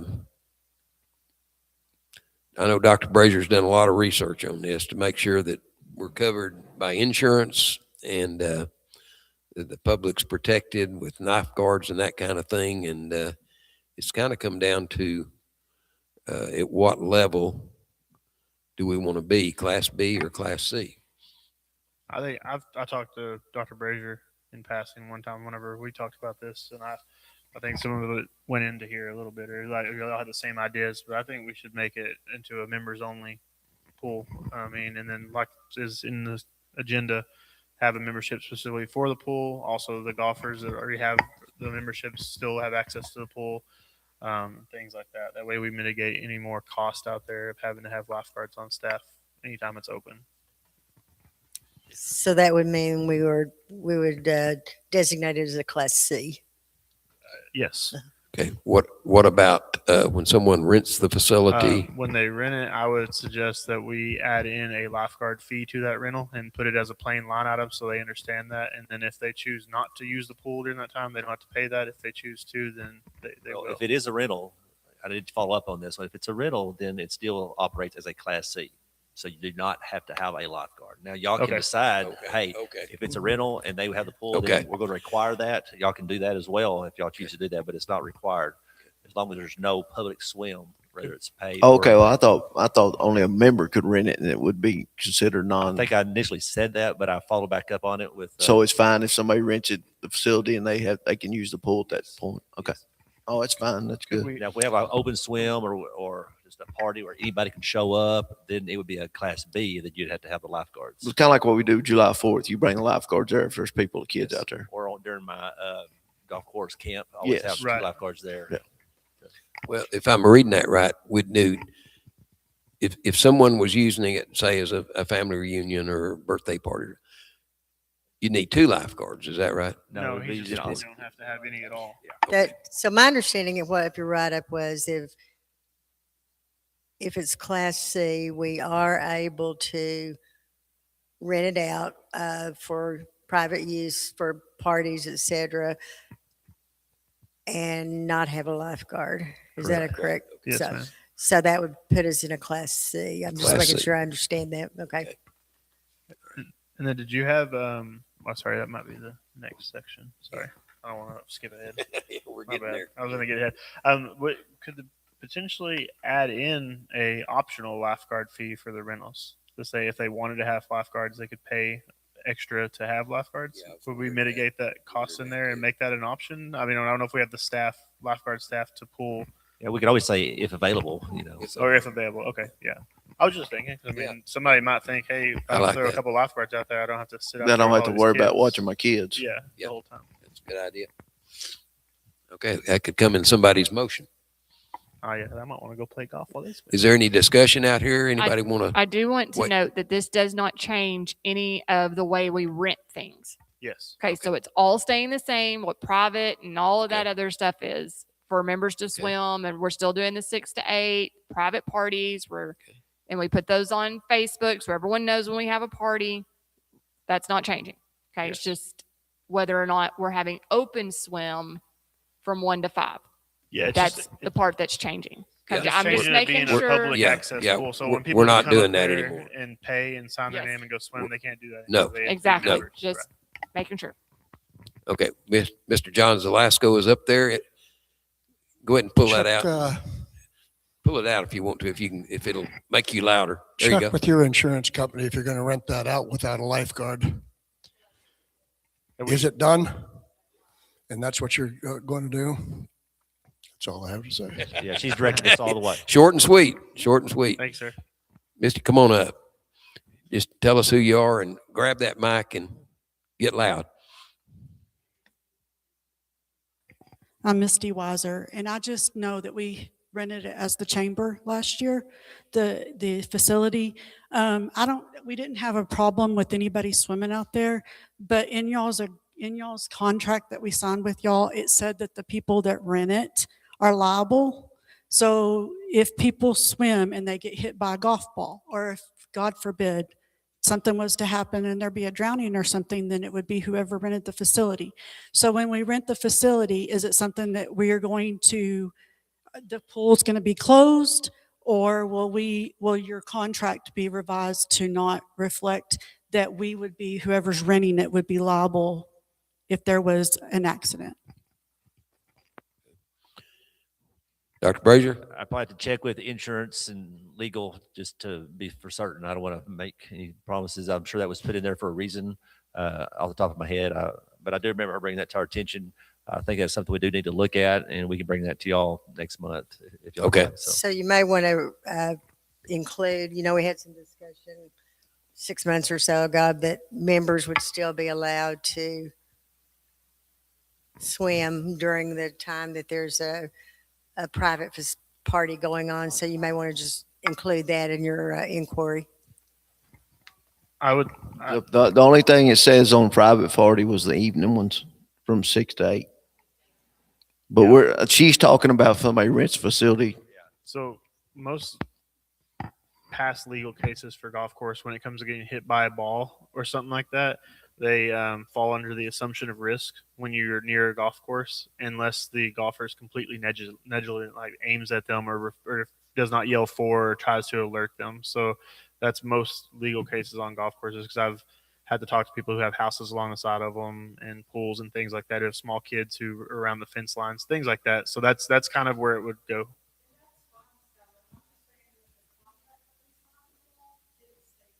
Okay.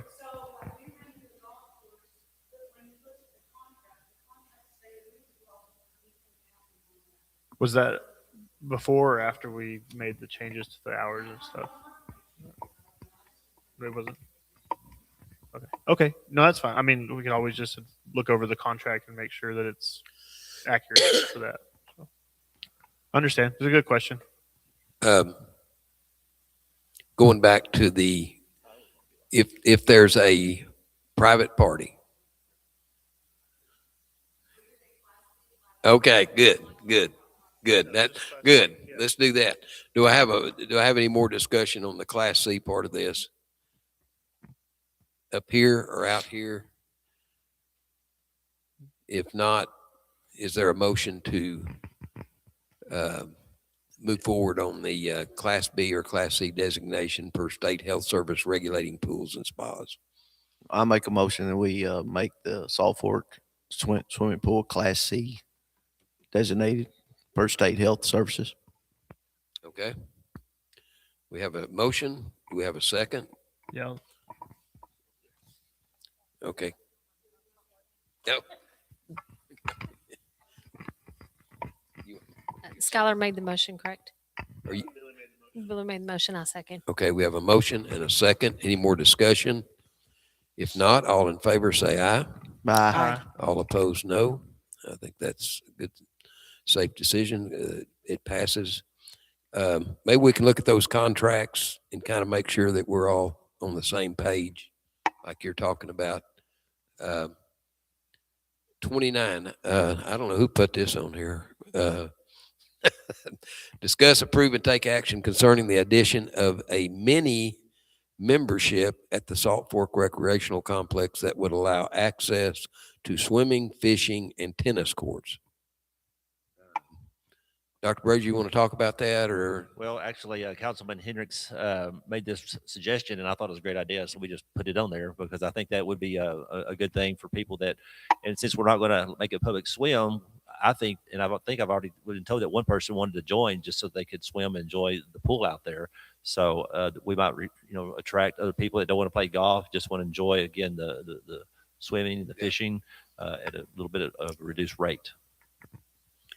Yeah, when I had that idea, I didn't have a number in mind. I kind of was just going to leave it up to staff to decide based on budget or expectations and things like that.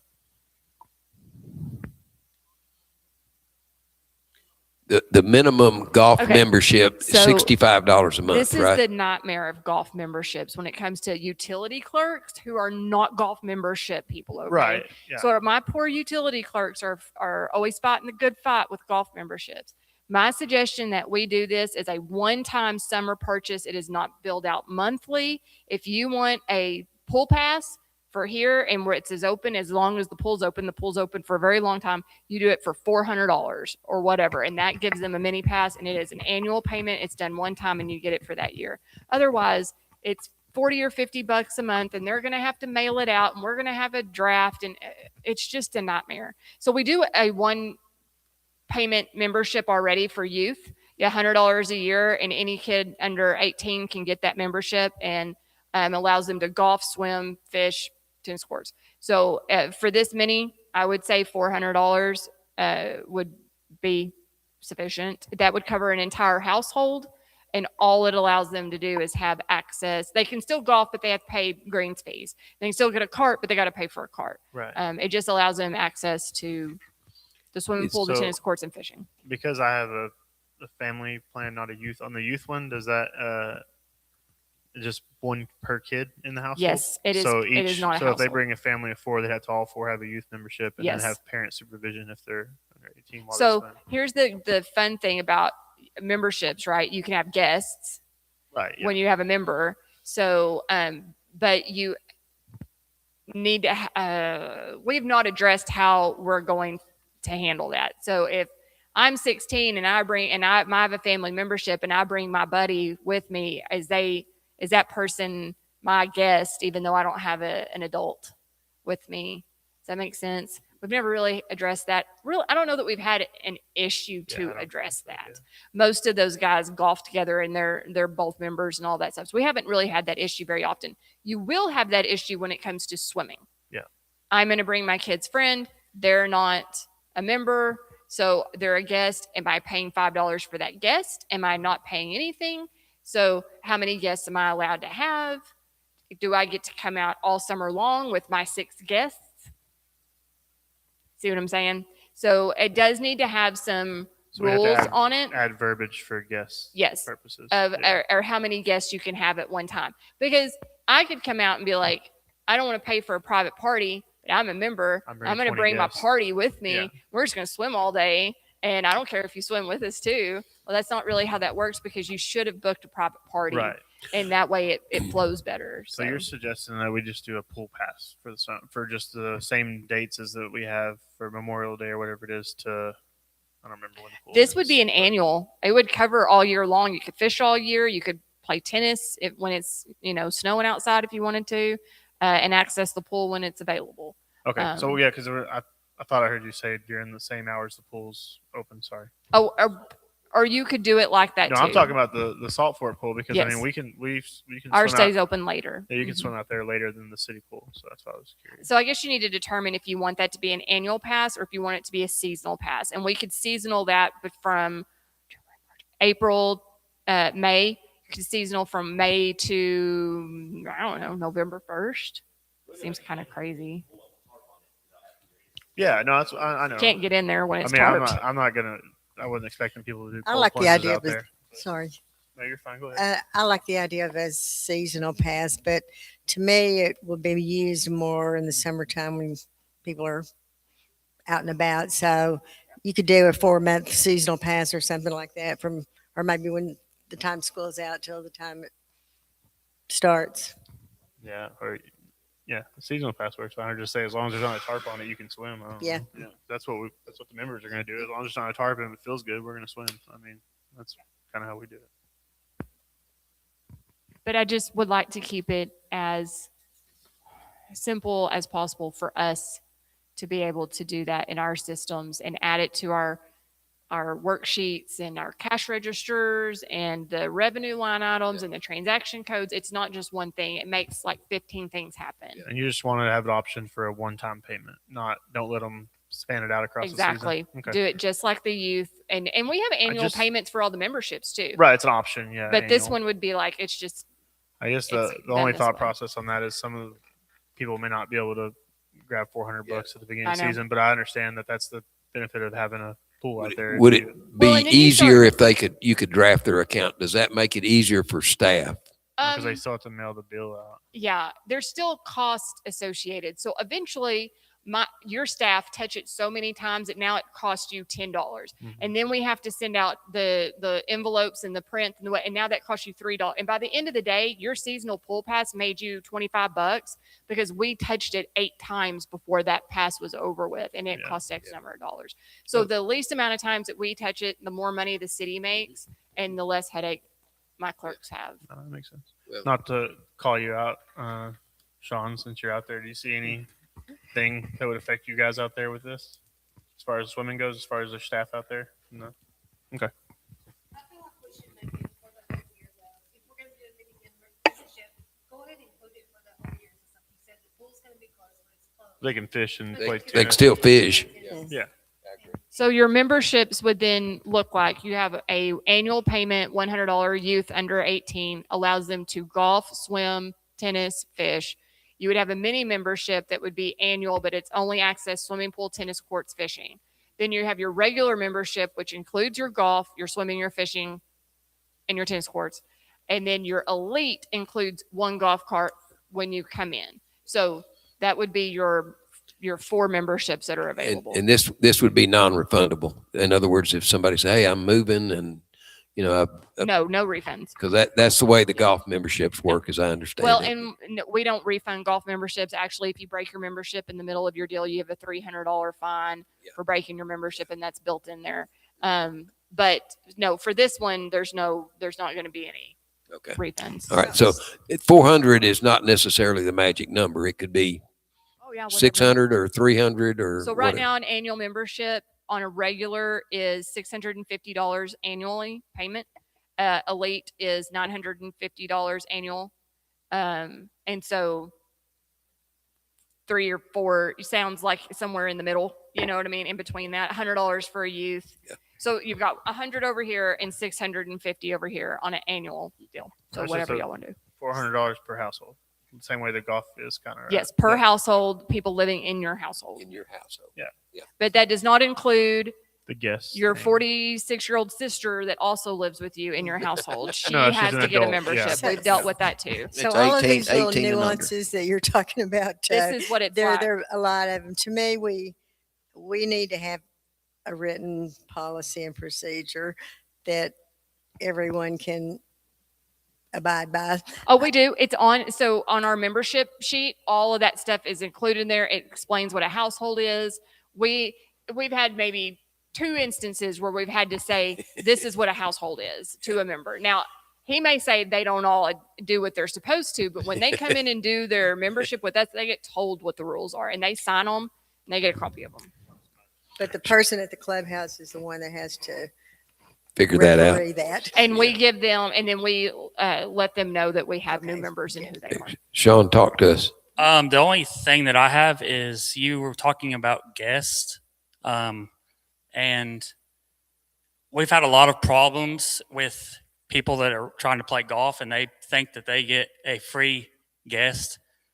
So there needs to be some type of, if you're going to do it for the pool, it needs to be stated that you cannot have a guest to play golf, or there needs to be a guest fee, because we have people come after hours and they just bring somebody and they don't think that they're doing anything wrong. So there needs to be something established, because we're losing out on a lot of money that way. I 100% I agree agree. with that. Yeah. And I do not want, I don't want them to have to track down somebody and be like, are you a guest in this cart? You know, because that's just a nightmare. Do we- So And if a guest is out there, we're back to a class B. yeah, well, no, you can have a guest.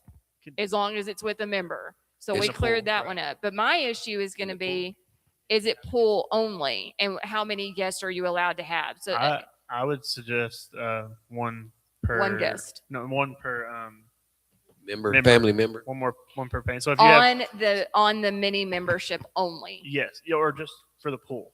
for the So pool like only. so Okay. so let's say I mean I have 2 kids and I want to go out there and swim. They could both bring a friend if they wanted to. If that makes sense. So that's I mean they could have so that way they're not restricted. Well, if there's 4 people in your house, can you bring 4 guests? It just because your 2 kids have friends, can you bring a friend and your wife can I bring a thought it friend? was Now you set got up 4 that way friends. now. That's what I thought it was. Now I just didn't know there wasn't any verbiage. There- That was the unwritten kind of thought process. There I is guess. not So anything on the membership would- that says that. I would say we add that then. One Uh-uh. for the say I would put in their verbiage would be like well you have 1 per household guest at the pool only because you can't have I mean guests on the golf course. I've never been to a golf course where, I mean other than like really You can have a guest fee, but that's mostly for private clubs. yeah that's I've seen it. I've only seen it like yeah no that's what I was saying. Yeah, you're talking about like playing country club. Yeah, Yeah. but we're not a country club, so they can't bring a guest and pay a lower fee. They're going to pay regular green fees and cart fees. So we're not going to regulate that. That's going to be totally on them because we'll never even see those people. Right. So it depends on what they're really and what the pro shop is willing to manage because we'll never see a guest. well, I mean, for one, I think I just asked them because I don't pay attention. I've been going out there so much, but we need a sign that says all players must check in at the clubhouse. Because Okay.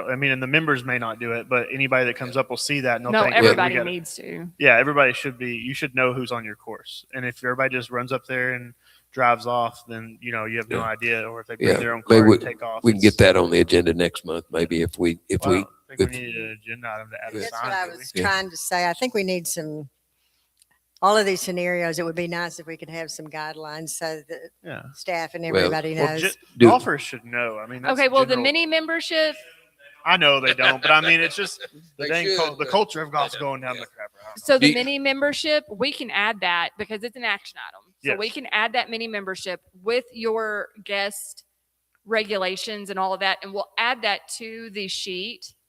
And it will be explained, and you can do that in this motion. That way we cover it and we don't have to come back to it. We just have to be specific. Do you want a guest fee? How much is that guest fee, or is it free? So many people per house. Put that out in your motion, and then we'll add that to the thing. I can do that. All, yeah, I know, Okay. all encompassing. Get it All all. right. in Is one. there more discussion or on this? If anybody appreciate Sean's input on that, that's helpful. Anybody else up here? We can listen to. I'm interested to see how he's going to phrase this, but Are we sold on the mini membership name? yeah, I like it. Or- I'm just messing with you. or Okay. I'll make a motion that we add the mini membership at the Salt Fork Recreational Complex that would allow access to swimming, fishing, and tennis courts, with the verbiage with the price of $400 a year, and with the addition that each household member is allowed 1 guest with the membership, and there's no guest fee at the pool only. does the Or, sorry, don't put the pool only. Say not including golf, because then they'll think about tennis and fishing and stuff. But if we just put not including golf, then it'll leave everything else out. does there have to be 1 family member per guest out there, or if you say there's 5 members in a family, can 1 child bring 4 kids?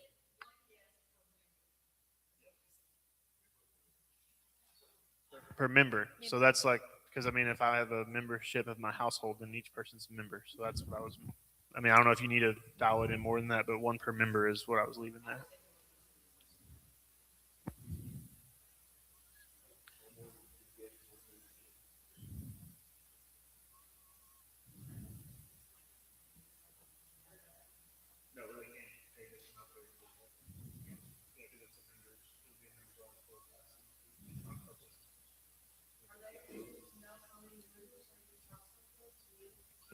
It's in the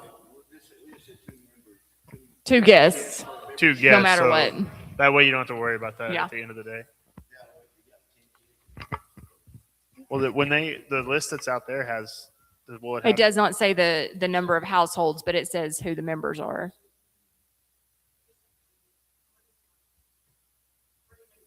Mm-mm.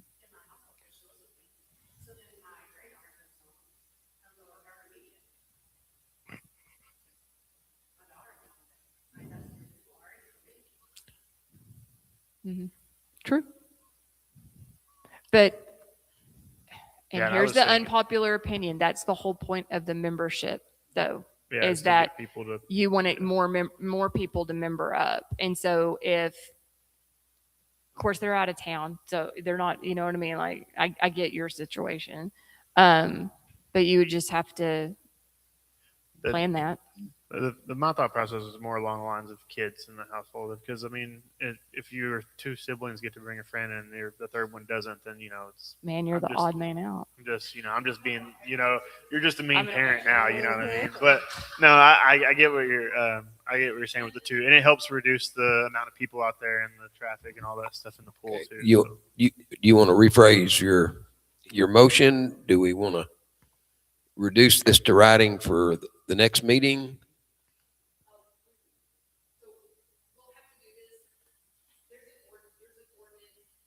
The fee schedule, we will have to talk about this next month.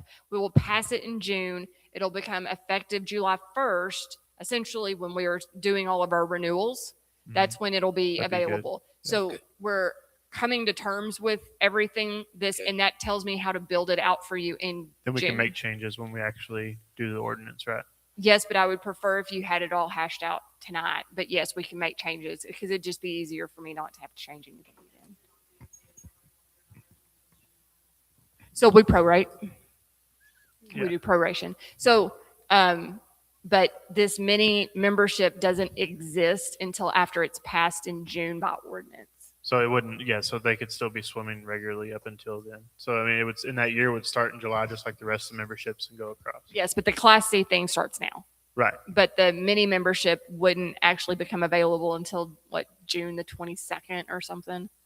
Because So essentially, we're I have making to do it it by jump the ordinance. pool for half the summer right now when we change this to Class C, which we just did. Well, it's not what are you talking about? We just changed the pool from tonight when we just did that to when this mini membership comes into a members only pool. Yes. Yes, that's what I'm saying. Yes. For half the season. Yes, but the membership is annual. So Right. you actually get a pool until October, Right. No, I understand essentially. that, yeah. So yeah, they're going to miss out the They'll first get 2 extra months, swimming but compared to the city pool. we didn't think about it in January and we could have had it ready, but we didn't. I don't think I'm going to change the wording. I want to keep it as it was. I do appreciate the suggestion of the 2 guests, but I don't think it's going to be such an issue that it's going to come into play that much out there right now. And if it does, we could always make that adjustment in the future. Because that ordinance would come up next month. Is that right? As an ordinance? Yes. Okay, which we could adjust if we needed to in some way. Yeah, if you guys can convince. Okay. You want to read that back, Lauren?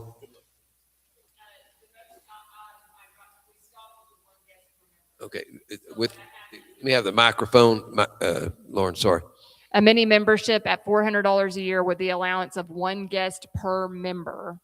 Not including Pool, golf. it would be pool only. Well, tennis courts and stuff, fishing. So just not including golf.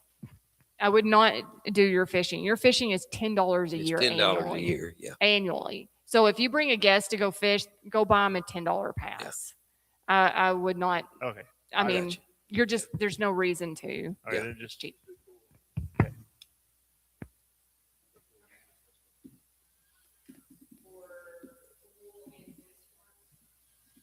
yes.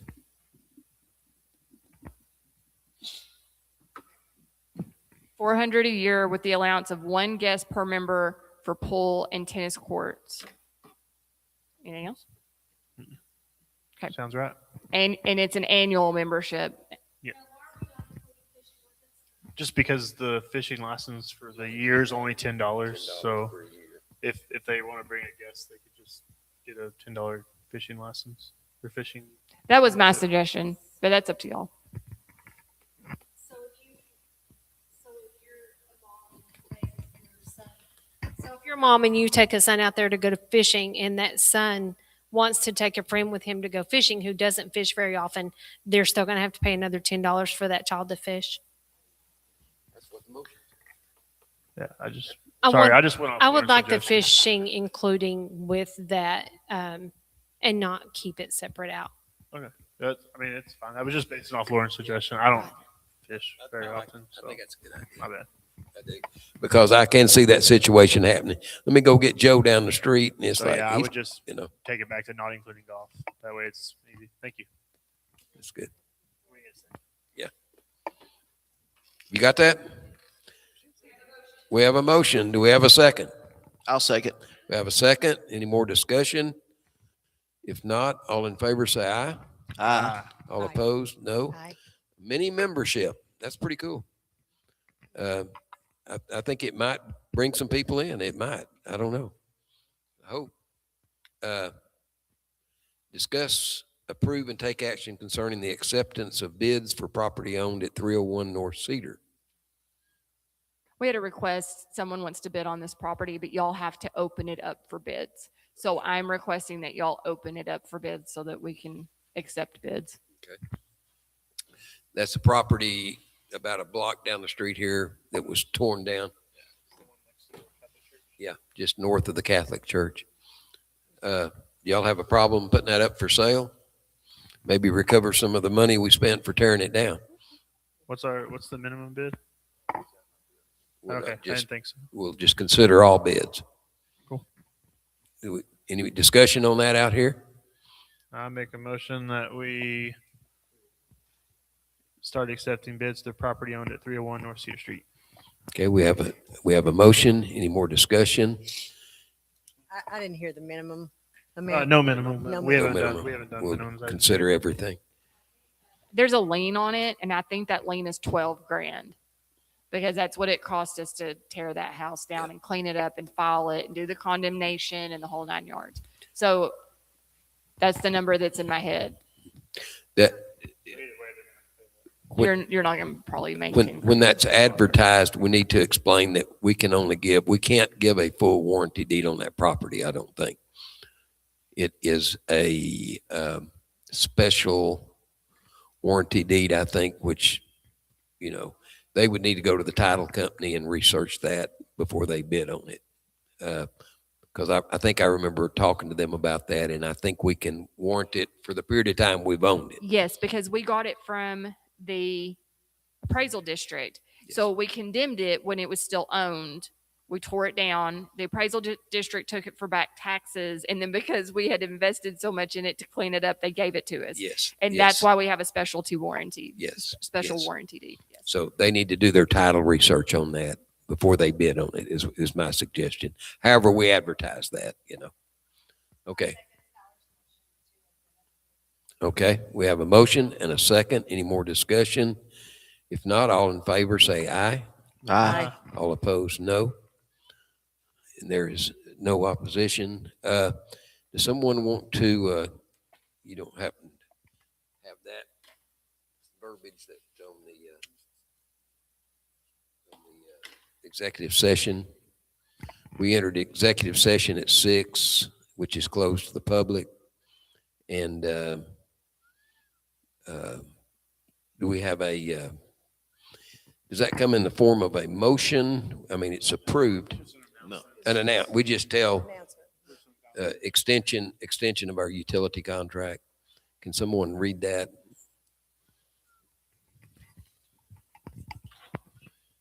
Here, I've got it. Is that it? Okay.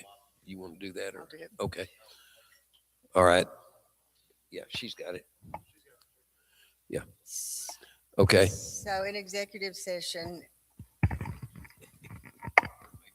think it's dead. Okay. In executive session, the decision was made to continue the contract with the Lower Colorado River Authority for gas. Well, let's see, just read it just like that. I move, read it just like it's. Okay. Yeah. So it's the 5-year electric power contract. We voted to extend the contract with our current provider, which is the Lower Colorado River Authority, for a period of 5 years, and a contract extension for a period of 5 years. And we authorized Dr. Brazier and his staff to execute the documents necessarily related to that agreement. All right. All right. We have a motion, or that's, no, it's just, that's information. Yeah, I'll make a motion Okay. to adjourn. Okay. We, is there a motion to adjourn? We have a motion. Do we have a second? Second. Okay. All in favor, say aye. Aye. All opposed, the same. And we are adjourned. I'm excited to see your new house.